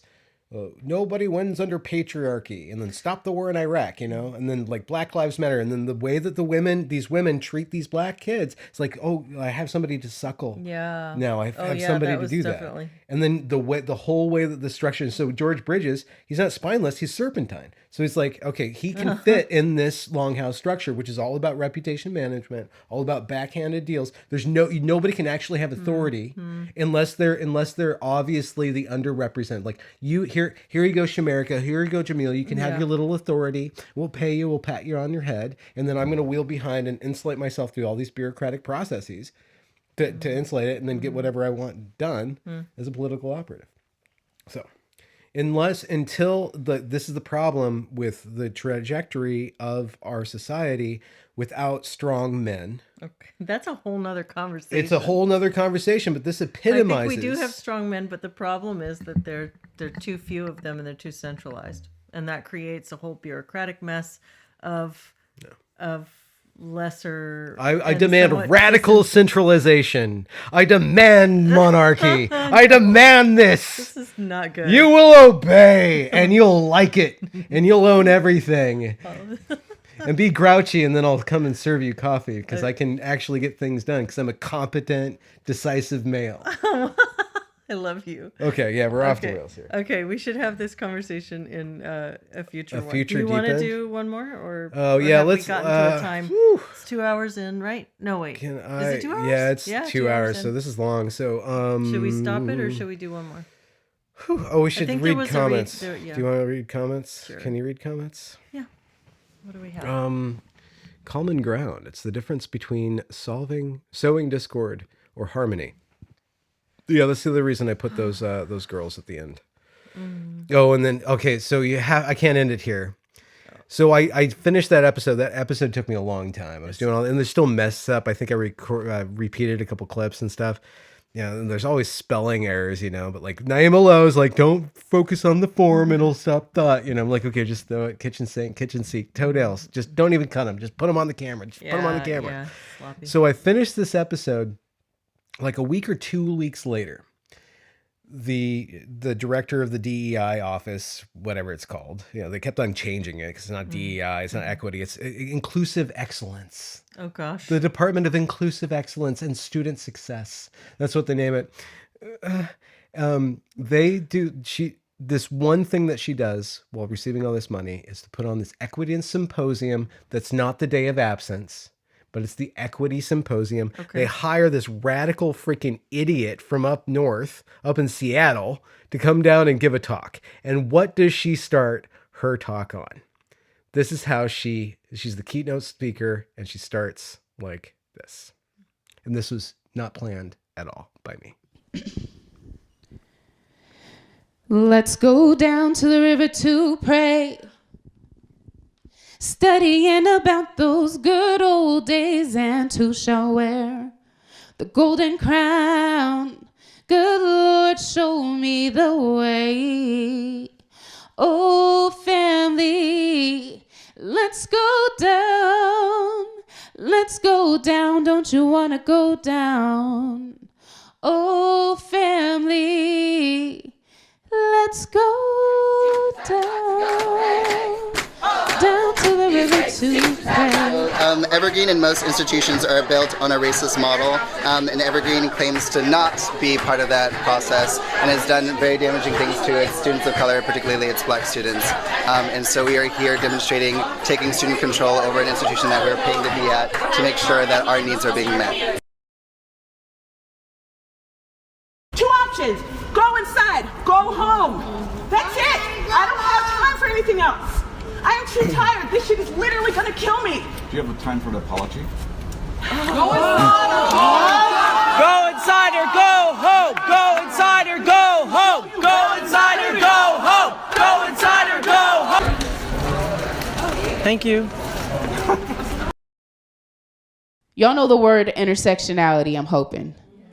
Intersectionality was created by Dr. Kimberly Crenshaw, the goal of which was to explain what it means when people have intersecting identities, especially those who have intersecting identities that are oppressed. Because oppression, when your identity is intersecting, not intersecting, don't do that, y'all. When that's happening, it's a compounding experience of oppression.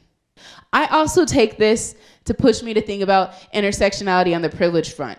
Some of us in this room have intersecting identities that have privilege, which means our privilege is also compounding, which means we also have now the compounding extra visor. You know, like how horses wear sometimes to keep them in a straight line? Some of y'all got really big ones of those and are walking in an extra straight line. So our goal is to get you to take those off, or my goal is by thinking about your story.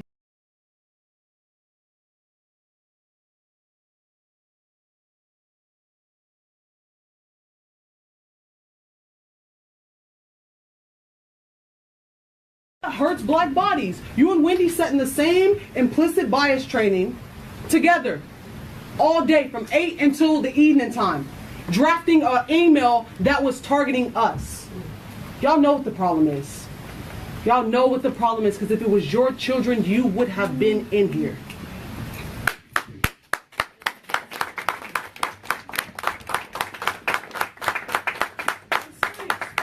Y'all know what the problem is. That's why y'all in here. Y'all teach us what the problem is. Yeah. Y'all teach us how to solve the problems, how to point the problems out, how to analyze the problems, how to seminar about the problems. How to synthesize the information from all the words. We can go down the list. Like, we have to do all that anyway. Like, What happened to the five foci?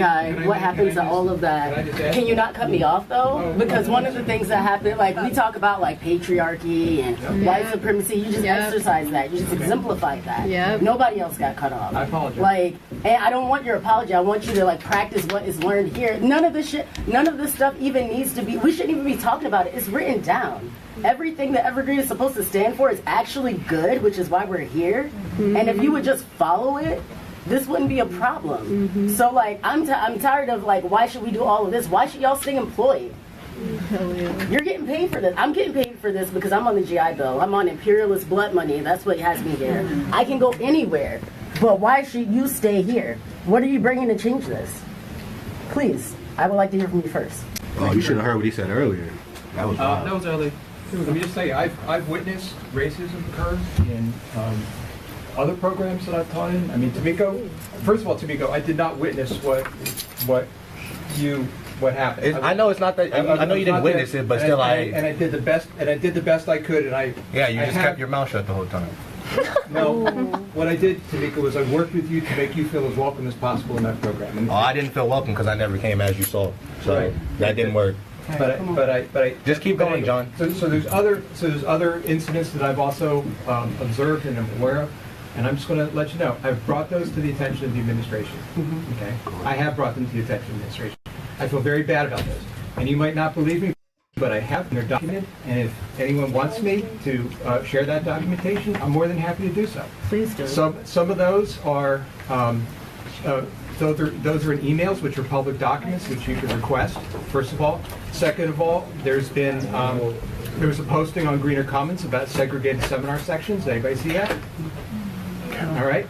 So that occurred last spring. And then there is a police investigation that occurred in the program I was in last year and involved a student of color. And so I've observed this stuff, and I've brought it to the attention of the administration at the time. Well, the thing is, what can I do? I mean, are you willing to testify on our behalf of a lawsuit were to come? I'm willing to talk about my experience. I'm willing to talk about my experience here because I've had experiences here where I've brought things to the attention of the people that are in a position to make those changes. All right, I'm not, but I brought that to the attention of the people who are in the administration or are in a position to make those changes, and I want to see those changes made. I want to be constructive about this. I don't want to tear down people. I want to try to build up people. And the last thing I want to mention is that last year, when the Coming Together series was discussed among the new faculty, I also brought up the need for training as well. I didn't feel that the Coming Together series, those were speakers, those were not trainings. And I made that point abundantly As a faculty of color, I need to address this issue. Okay. And I think you are taking a lot of space. First of all, as a minority as a faculty member of color, you personally addressed and challenged me at my office door saying, why didn't we as a union protect you when we did our best to defend you and address your concerns, and yet you come to a faculty member of color and charge her for not protecting your needs. So I refuse to listen to you grandstand and co-op this student meeting. That's what I have to say.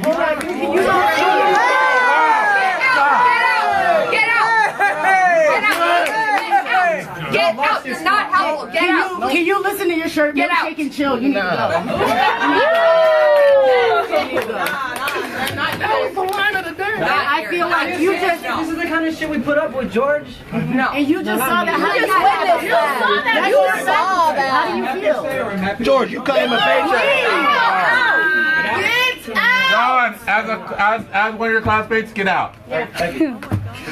Now, this interaction between Grace Huerta, who's the short woman with the flappy pamphlet, and John Balmonk, who's the man with the red milkshake and chill t-shirt, has its roots in that faculty referendum that they voted on 1 year and 1 day prior. Now, 1 year and 1 day prior, as I showed in episode 15 of the Complete Evergreen Story, the faculty voted on a resolution to require a yearly inventory with regards to each individual faculty's working on their anti-racism, equity mindset. What the faculty didn't think through was how this would impact or butt against certain laws within the college, within the state, and within the federal government regarding protected characteristics. Now, a protected characteristic is not a particular race or gender or etc. It's any classification of race, gender, sexuality, etc. Those things are off limits. You cannot judge people based on their characteristics. What the faculty initiated was building into their institution a judgment of people based on these characteristics. What happened with John Baumonk was that in his yearly review from his faculty dean, his white maleness was singled out and then was put into contrast with the students of color that he was teaching. John Baumonk did not think it was appropriate for his white maleness to be included or to be singled out in his yearly evaluation, and he made a complaint both to the faculty union and to the Evergreen administration. Now, the faculty union didn't think it was a big deal. The administration looked at that document and saw that it did violate their own statutes with regards to protected classes and with regards to discrimination, and they moved to redact or at least to change that document. John Baumonk had a further problem with the administration, a state agency meddling with state documents now, which are now a part of the public record. He made further complaint, and the union thought that he was just making noise. John Baumonk found out that the administration were not including him on emails regarding his case, and he went to his faculty union representative, Grace Huerta, to make a complaint and then to request to be included on these emails. Grace Huerta thought that John Baumonk was threatening her because she is a woman or a minority of color and he is a white male. And that is what Grace Huerta is complaining about in front of all the students. Now, if you look at this piece of footage, which happens at the end of the second day of protests, John Baumonk is actually standing up for the students. He's saying that the faculty are not being provided actual training, they're just being lectured at by all these guest lecturers.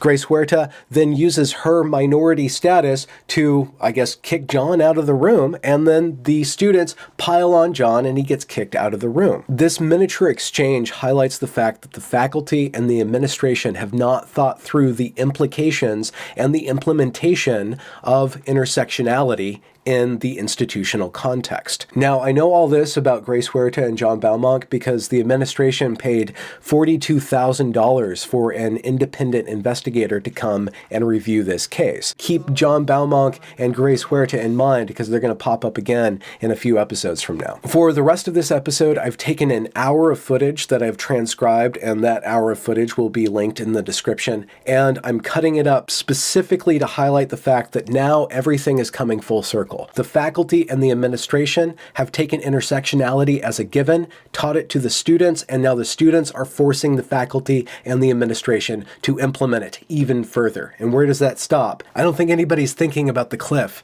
that is right in front of them. Specifically, when the internet and the public media find out about what has happened. But we'll get to that in a future episode. So let's get back to this end of the second day of protest. Go ahead and interject. Go ahead and say something. Grace, where are you? Right here. Cynthia. So we had this conversation earlier when my colleague was saying some things that were racist and causes of pain, and what was decided was he wasn't actually breaking anything in the CBA, so there wasn't anything that we could do, and that's so. I like what you're saying, Laura, but I didn't feel that it was working. And so I just really see what y'all are bringing as complaints, as real complaints, and I don't know that there's a system to work with it right now. So I'm willing to work to help talk about that. I'm not just complaining, but I don't see that what we have is working. So then I want to know how we change the CBA. So we do that in negotiations, and we are currently in negotiations right now with the admin. Our contract expires in August, and so any issues can be brought to the table now. And one of the issues that we can bring to the table is mandatory training and cultural competence. Yeah. So as a bargaining, bring that to the table? As a bargaining team, we're willing to bring that to the table and talk with the admin and see if we can get that in our contract. But go ahead. My name's Lisa. I'm a member of the faculty. Thank you all for being here. I am so grateful to hear that, because I have been asking for it from my stewards for years. I don't have it. I learn it on my own, And we have needed this forever. So I'm really glad to hear that. The other piece I want to just pick apart a bit is that white folks don't necessarily understand racism and our racism inside and out. And what I'm learning is this is hard for a white person, but I'm learning to imagine what it might be like to be a student of color and how they hear us and how they see us. And so I need to be really careful to say, I don't know what that experience is like, and I need to learn it. And so I get a little itchy when I hear faculty saying, yes, we have these protocols for identifying racism, when I'm pretty sure white faculty don't necessarily know what racism looks like. And we need to. Being a white person can tell them so that they know. I mean, that's another example right there. No diss to what you say. This I believe. It's me. Evergreen is a place that is as deeply implicated in perpetuating white privilege and white supremacy as any other institution. We inherited this system, and we unintentionally maintain it. We practice white privilege when white folks talk about including others. We silence voices of color when we say, I don't see race, and all lives matter. When faculty aren't trained to address dynamics of inequality in classrooms, we expose students of color to oppression, and white students can't learn to examine their own racism and white fragility. We galvanize white privilege in the form of curriculum, exalting white canons of fine art, literature, theory, and scientific thinking. More so if we don't examine how those canons are made. I believe we are capable of unlearning the habits of mind that perpetuate white privilege. What I am uncertain of is our collective will to examine those habits. My name is Riel LaPlante, the Blackfeet Nation. And, I'll give an example of the great Beverly Tatum, give a really nice analogy for this. Racism is kind of like this conveyor belt you'd see at like an airport. What's happening on there in terms of racism in oppressed societies. People are on the conveyor belt, white people, and the racist white people are the ones like running on the conveyor belts. And the well-to-do white people, they're still on the conveyor belt, and they may say like, oh, like I don't want to be like that person. I'm just going to stop right here. But the fact of the matter is the oppressed society conveyor belt is still going. They're still moving forward. And the only way to fight against, oppressed society as white people is to engage in anti-racist work in the opposite direction at a rate that's faster than the conveyor belt is going. So all of you are saying that, yeah, there's these anti-racist trainings, but that's not enough. They need to engage in anti-racist work and engage in doable acts. And I think in terms of those doable anti-racist work, the student should have a voice in what that looks like, as they are the people going to be most impacted by the actions of the teachers. So, yeah, these talks are great, anti-racist trainings are great, but they're not enough. We need doable acts. We need the anti-racist work. What Riel LaPlante is laying out there is a perfect description of the state of the Evergreen State College in this room, in this moment, and in this point in its history. So what you have is this assumption that the status quo is oppressive. The status quo is racist. And everybody at the Evergreen State College is progressive. Every single person on that campus who works there is vetted to be progressive and to be on board with this anti-racist work. But because, even though they're all moving away from injustice and all moving towards justice, because they are all moving together, that is perceived as a status quo. And the status quo, or the perception of the status quo as racist, is maintained throughout that and used to justify even more and more extreme measures of anti-racism. And so, as the college goes to implement these anti-racist programs and trainings and all this stuff, because they're not doing it fast enough, or because they make a mistake, every mistake and every maneuver, every procedure that is proper to a bureaucratic institution, especially one founded by and paid for by the state, all that process is seen as a part of racism, is seen as a part of white privilege or the systems of whiteness, or however you need to see that. And what happens inside of this institution is that people need to start to compete with one another to prove themselves as less racist as the person next to them. They need to differentiate just how progressive they are, which leads to a lemming level moral panic where the entire body of the institution runs off of the cliff into this supposed ideal land of justice. But because they are working so fervently and so urgently and shutting down any sort of discourse, any sort of criticism, they are prone to make even bigger errors than if they had slowed down and tried to implement this all very, very thoughtfully.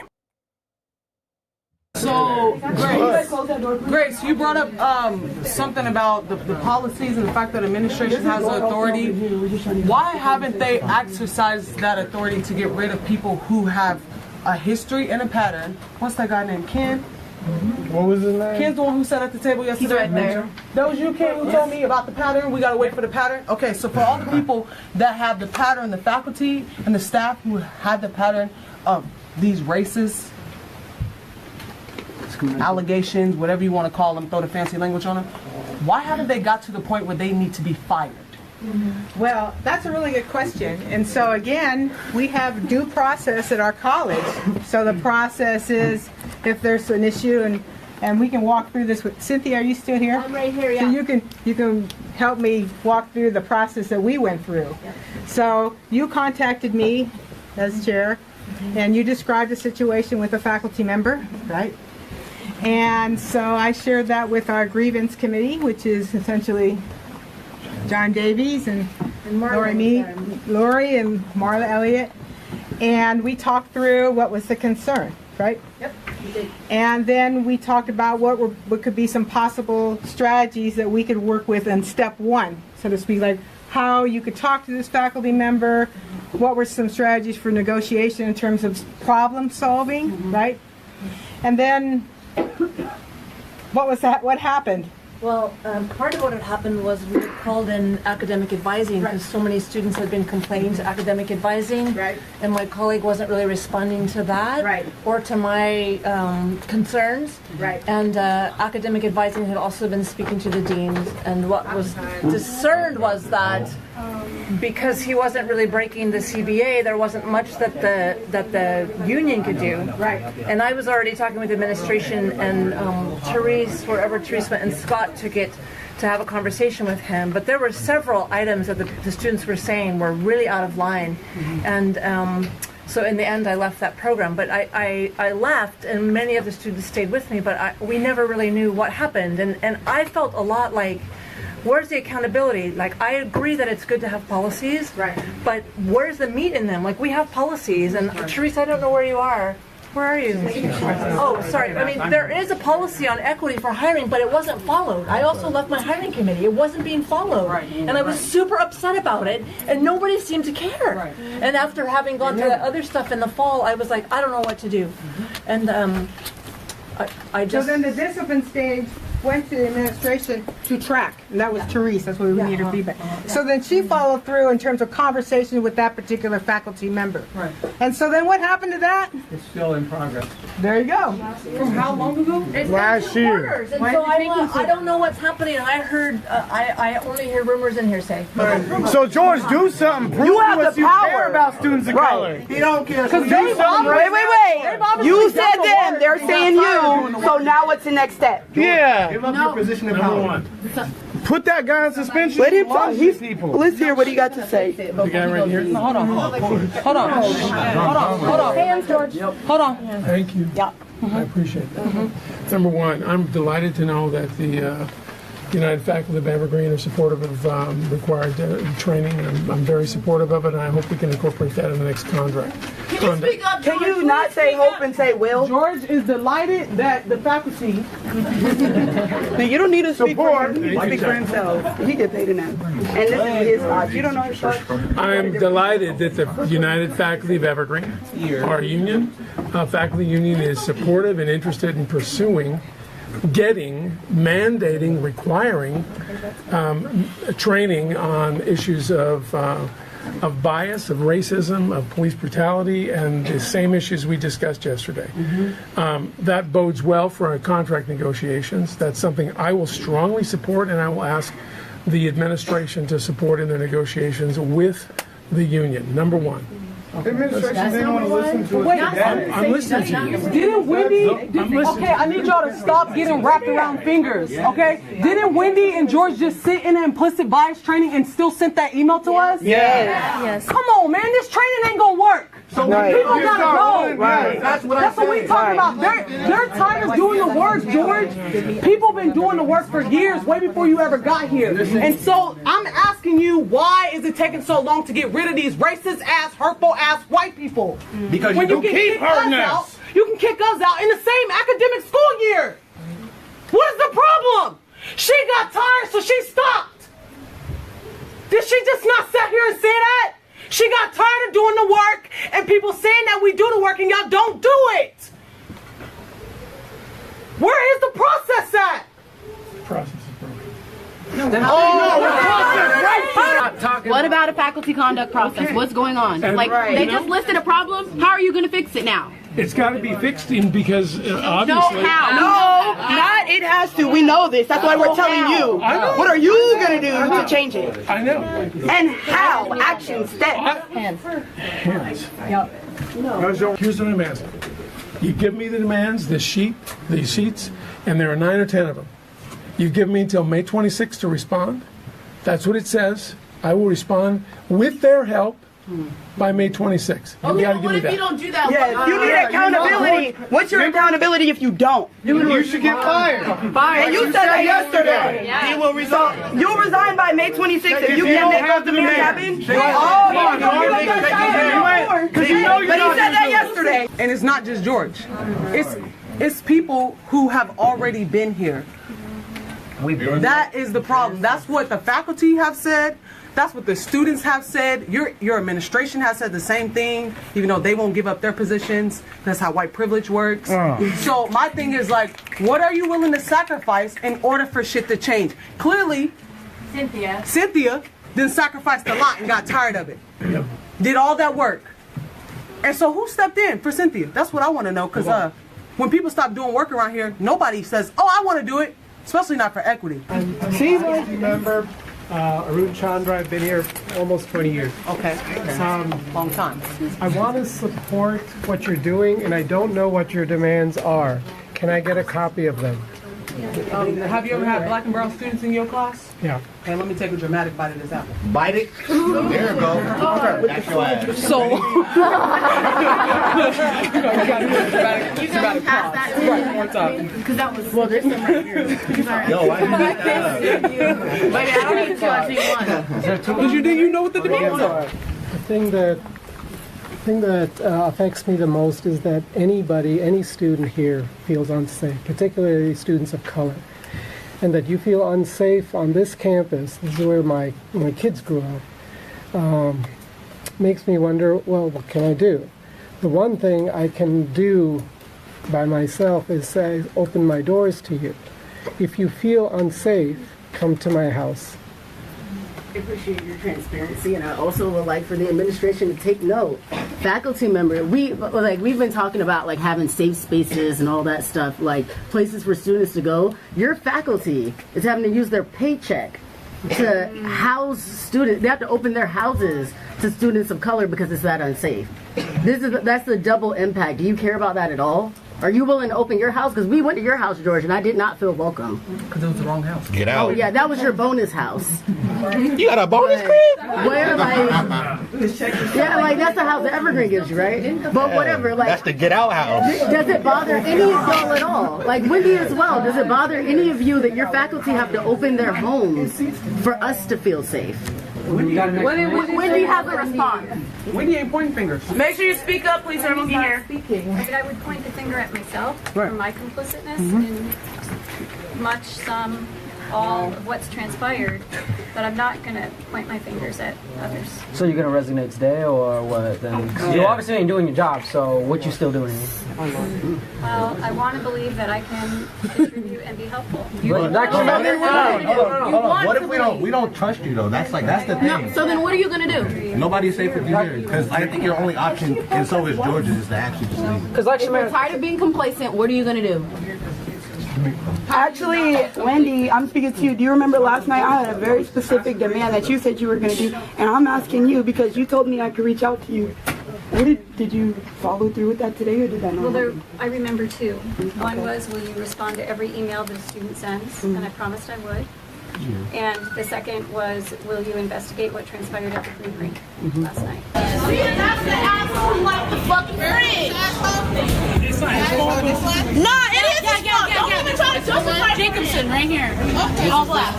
Yeah, that's the guy who left the fucking fridge. He's a lead cook. Trying to keep the food. But you're the one who walked the fridge. Because you thought that we were going to... I'm paying you.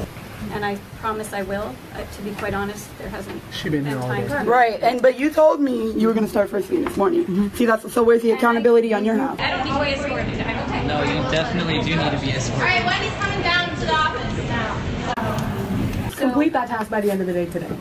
I don't know about that. But see, that's the issue. Because we have students coming to you saying that they're being discriminated against, and then they have to come to class or walk on campus and see that teacher who discriminated against them on campus. So then we have to come here. Every student in here has homework, has a job, has family, has kids. Why do your kids, like students of color, have to be in here doing work like this? And the white students get to say, I have cheetah print hair and I'm welcome here. But we have black skin and we're not. And we are students as well, and we're wasting our time putting in work, and you're not putting in any work. So you're telling us something, and we cannot trust it. We've given you chances. We told you calmly, this teacher is racist, and they're still here. So you have to tell us something different, because just saying I will do it is not true. It's a lie. We know you're liars. That's it. Back to George. George, what are you going to do? And don't say nothing. Wait a minute. We want action, George. No, I know you did. Like, don't feed no empty promises. I don't want no more of that bullshit. Serious, George. Like, what are you gonna do? Like some real action, not just you promising things and not fulfilling those promises. I was on the phone with the Attorney General's office about half an hour ago to talk about the issue of charges and how do we go about dropping them and what is needed to happen. She is working on that. I also talked with her about, pardon my hand. Do you want me to work on these? George, this is shit we gotta deal with every day. If you don't go to your desk, you don't let us. I'm just telling her I'm working on it. I'm working on my But can you say accountability if they're not? What's the accountability? I know Talia. I just gotta do the work. I have claustrophobia. Oh, okay. Oh, we do blocking America. And we endure hate crimes on your campus that we pay to be You here got for. claustrophobia? Oh my God, that's a big problem, George. Right? Damn, I can't go to sleep at night. I don't know who the hell going on in my shit. Coming over there. Damn, George. Come on, it's up down, something like that. Taylor Forsyth, should they pronouns was good. So we went over what you're going to do with the demands right now. Once we leave your office, you get some privacy, and then with terms of demilitarizing the police. Like, I just want to hear your comments on that and how likely that is to happen by 5 p.m.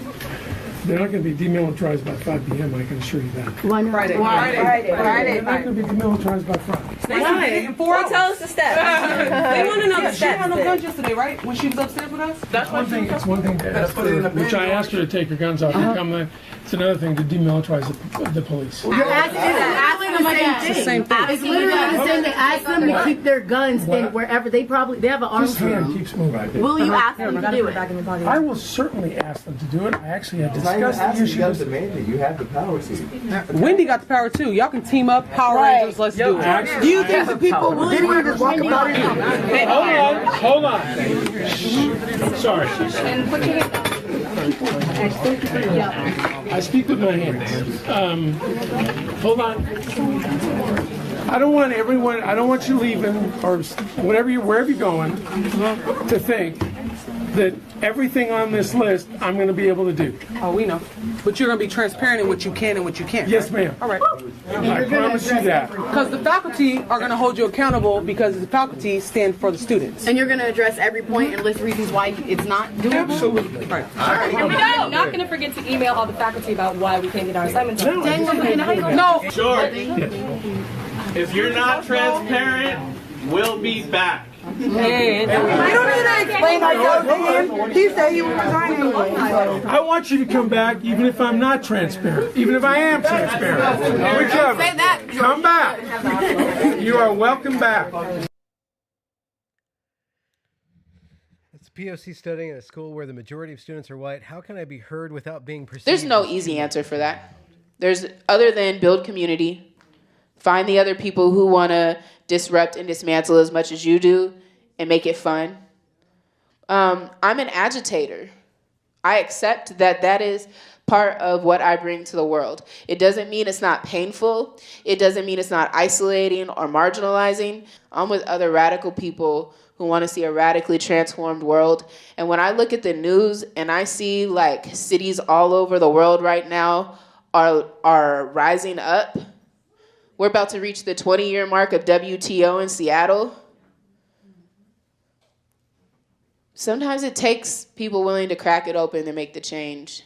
And history has taught me those are the people that silently suffer the most. And also by Friday, if all those are met, you need to pay for a potluck. I pay for a potluck anyway. Yeah, okay, bet. Okay. We want gumbo. Bet. We want gumbo made by my mama. Time now for campus craziness, and tonight the title is not an overstatement, it really is crazy. Consider Evergreen State College in Washington and Olympia. Every year the school holds a day in absence. In years past, non-white students symbolically left campus and attended anti-racism events. This year, student activists demanded that all white people leave campus or else.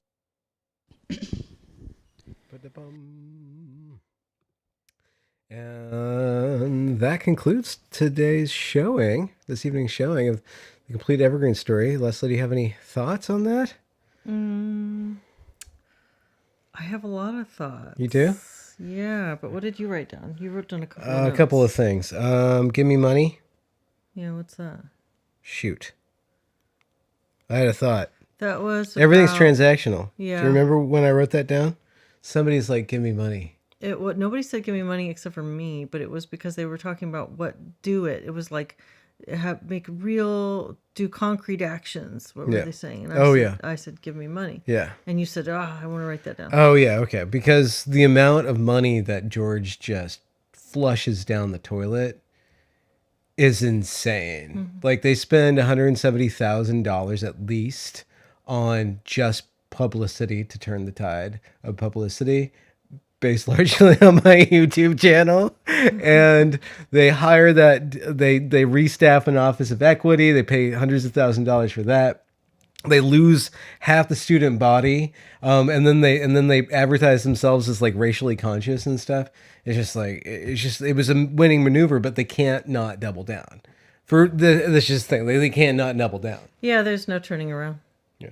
There's no saying, whoops, we went too far. I did like, from the last one, I wrote a note on cultural power. So Naima Lowe says, I can be as racist as I want because I don't have cultural power. Yeah. And then she has all the power in the fucking room. She's like, well, but no, I deserve the power now. So, and I'm racist anyway. So she didn't curtail herself when she was like down here. So when she gets up here, it's like, it's all justified. It's like, wait, that not having power is no excuse for not being a bigot. Well, right, and it's that's the hypocrisy that underlies the whole racism is prejudice plus power, because right now in the culture, who's got more power really is with the people who are on the anti-racist bandwagon. Well, hopefully, I think it's waning.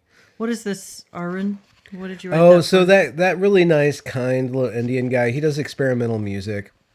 He's professor of experimental music. He's like, I don't want anybody to feel unsafe here. You can come into my home. And then right away, what's her name? Who's only there because of like imperial blood money because she's a veteran. Shows you how much she even loves America. I know, that was interesting. She right away she's like, oh, see, like she's like, okay, like no, now people are Now, how bad do you feel about that? That your own faculty are taking money out of their own paycheck and like everything's money to her. Yeah, she's a master linguistic manipulator because she pretty really intense. quickly Intelligent. Yeah. turns Very arguments intelligent. around. Yeah. I would not want to be in a relationship with her. Well, she's not only intelligent; she's also she's unempathetic towards whatever she's a Machiavellian. So I reported on this stuff and I dredged up all this stuff, and the Evergreen faculty did not want to hear any of the things that I had to say or anything that they wanted to show me. And in the September, that next September, they had a whole thing, a whole little party, convocation, and you know that celebrated how brave their students were and how maybe they misspoke, but like, you know, they were all on the right side of history, and they were always on the right side of history, and they had this timeline of events that was factually inaccurate, like every point of it.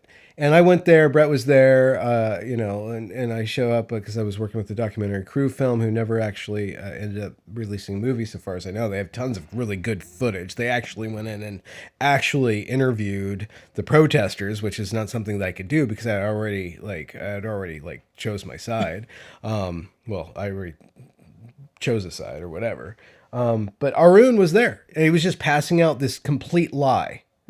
Like, and I'm like, did you not do your research? Because I know you're a kind guy, but this is a lie.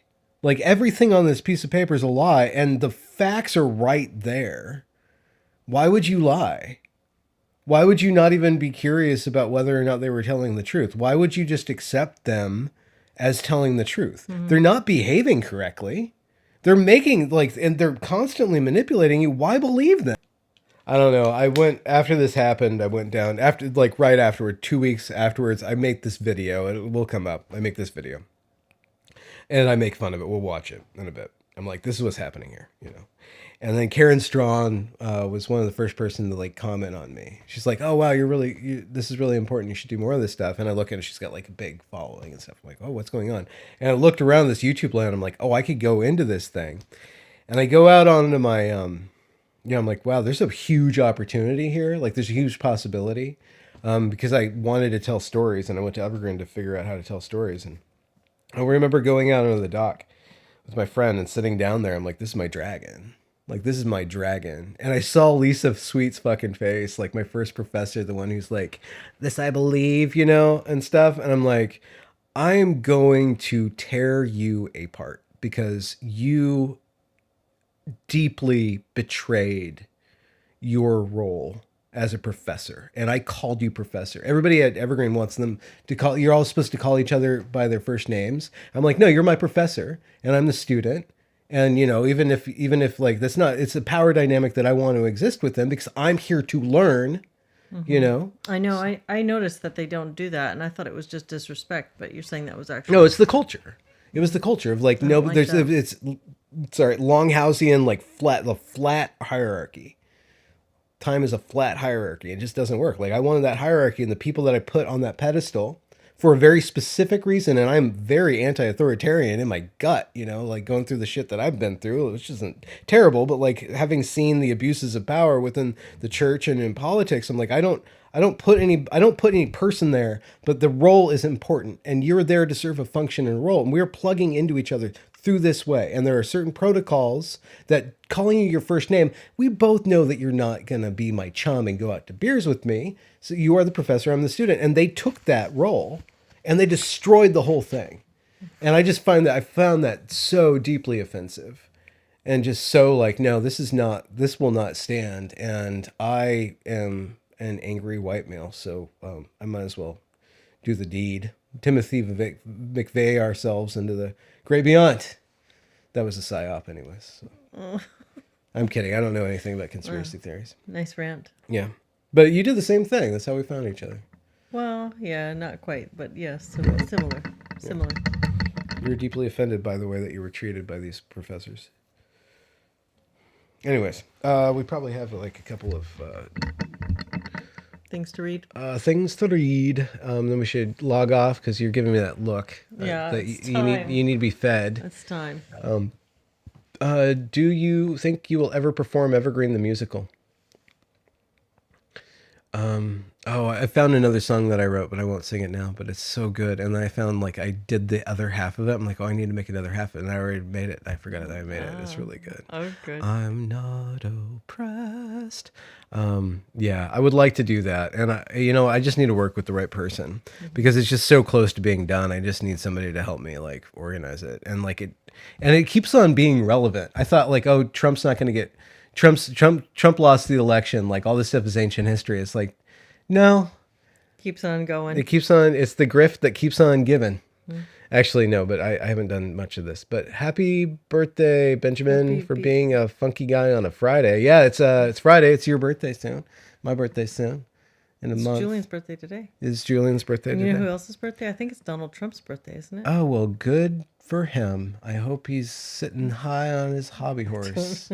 Do you remember those hobby horse videos we were watching? Yeah, those I'm getting her into hobby horsing. You wait till we're done with this thing. We're gonna give you guys a how-to on the hobby horsing. That's not true. Yeah, they're bouncing biscuits all around the yard. It's gonna be pretty good. It'll be a sight. You guys, thank you very much for tuning in. YouTube's been demonetizing these for a few days, so if you guys want to tip, that'd be great. Leslie's channel is the Radical Center. You guys have a live stream show every Monday, like once in a while you put out an interview. An online support group if people want to join us there. Yeah. solidgroundsupport.com. Yeah. Online peer support. Yeah. Please join. Yeah. We have great people having good conversations. Yeah, I'm gearing up to take a couple months off of the YouTube channel directly and work on the detransitioner videos, and I do have a fundraiser. You can look at my Twitter, which has been Benjamin Boyce, if you feel like you want to donate to that, but don't worry, that's great. Everything's going to be fine. I really need to put those books took those interviews into print and also do this frickin' musical. I don't know how to do a musical. I have no idea. I have all the songs though, so whatever. Everything's great. You guys are wonderful. I love you, Leslie. I love you too, babe.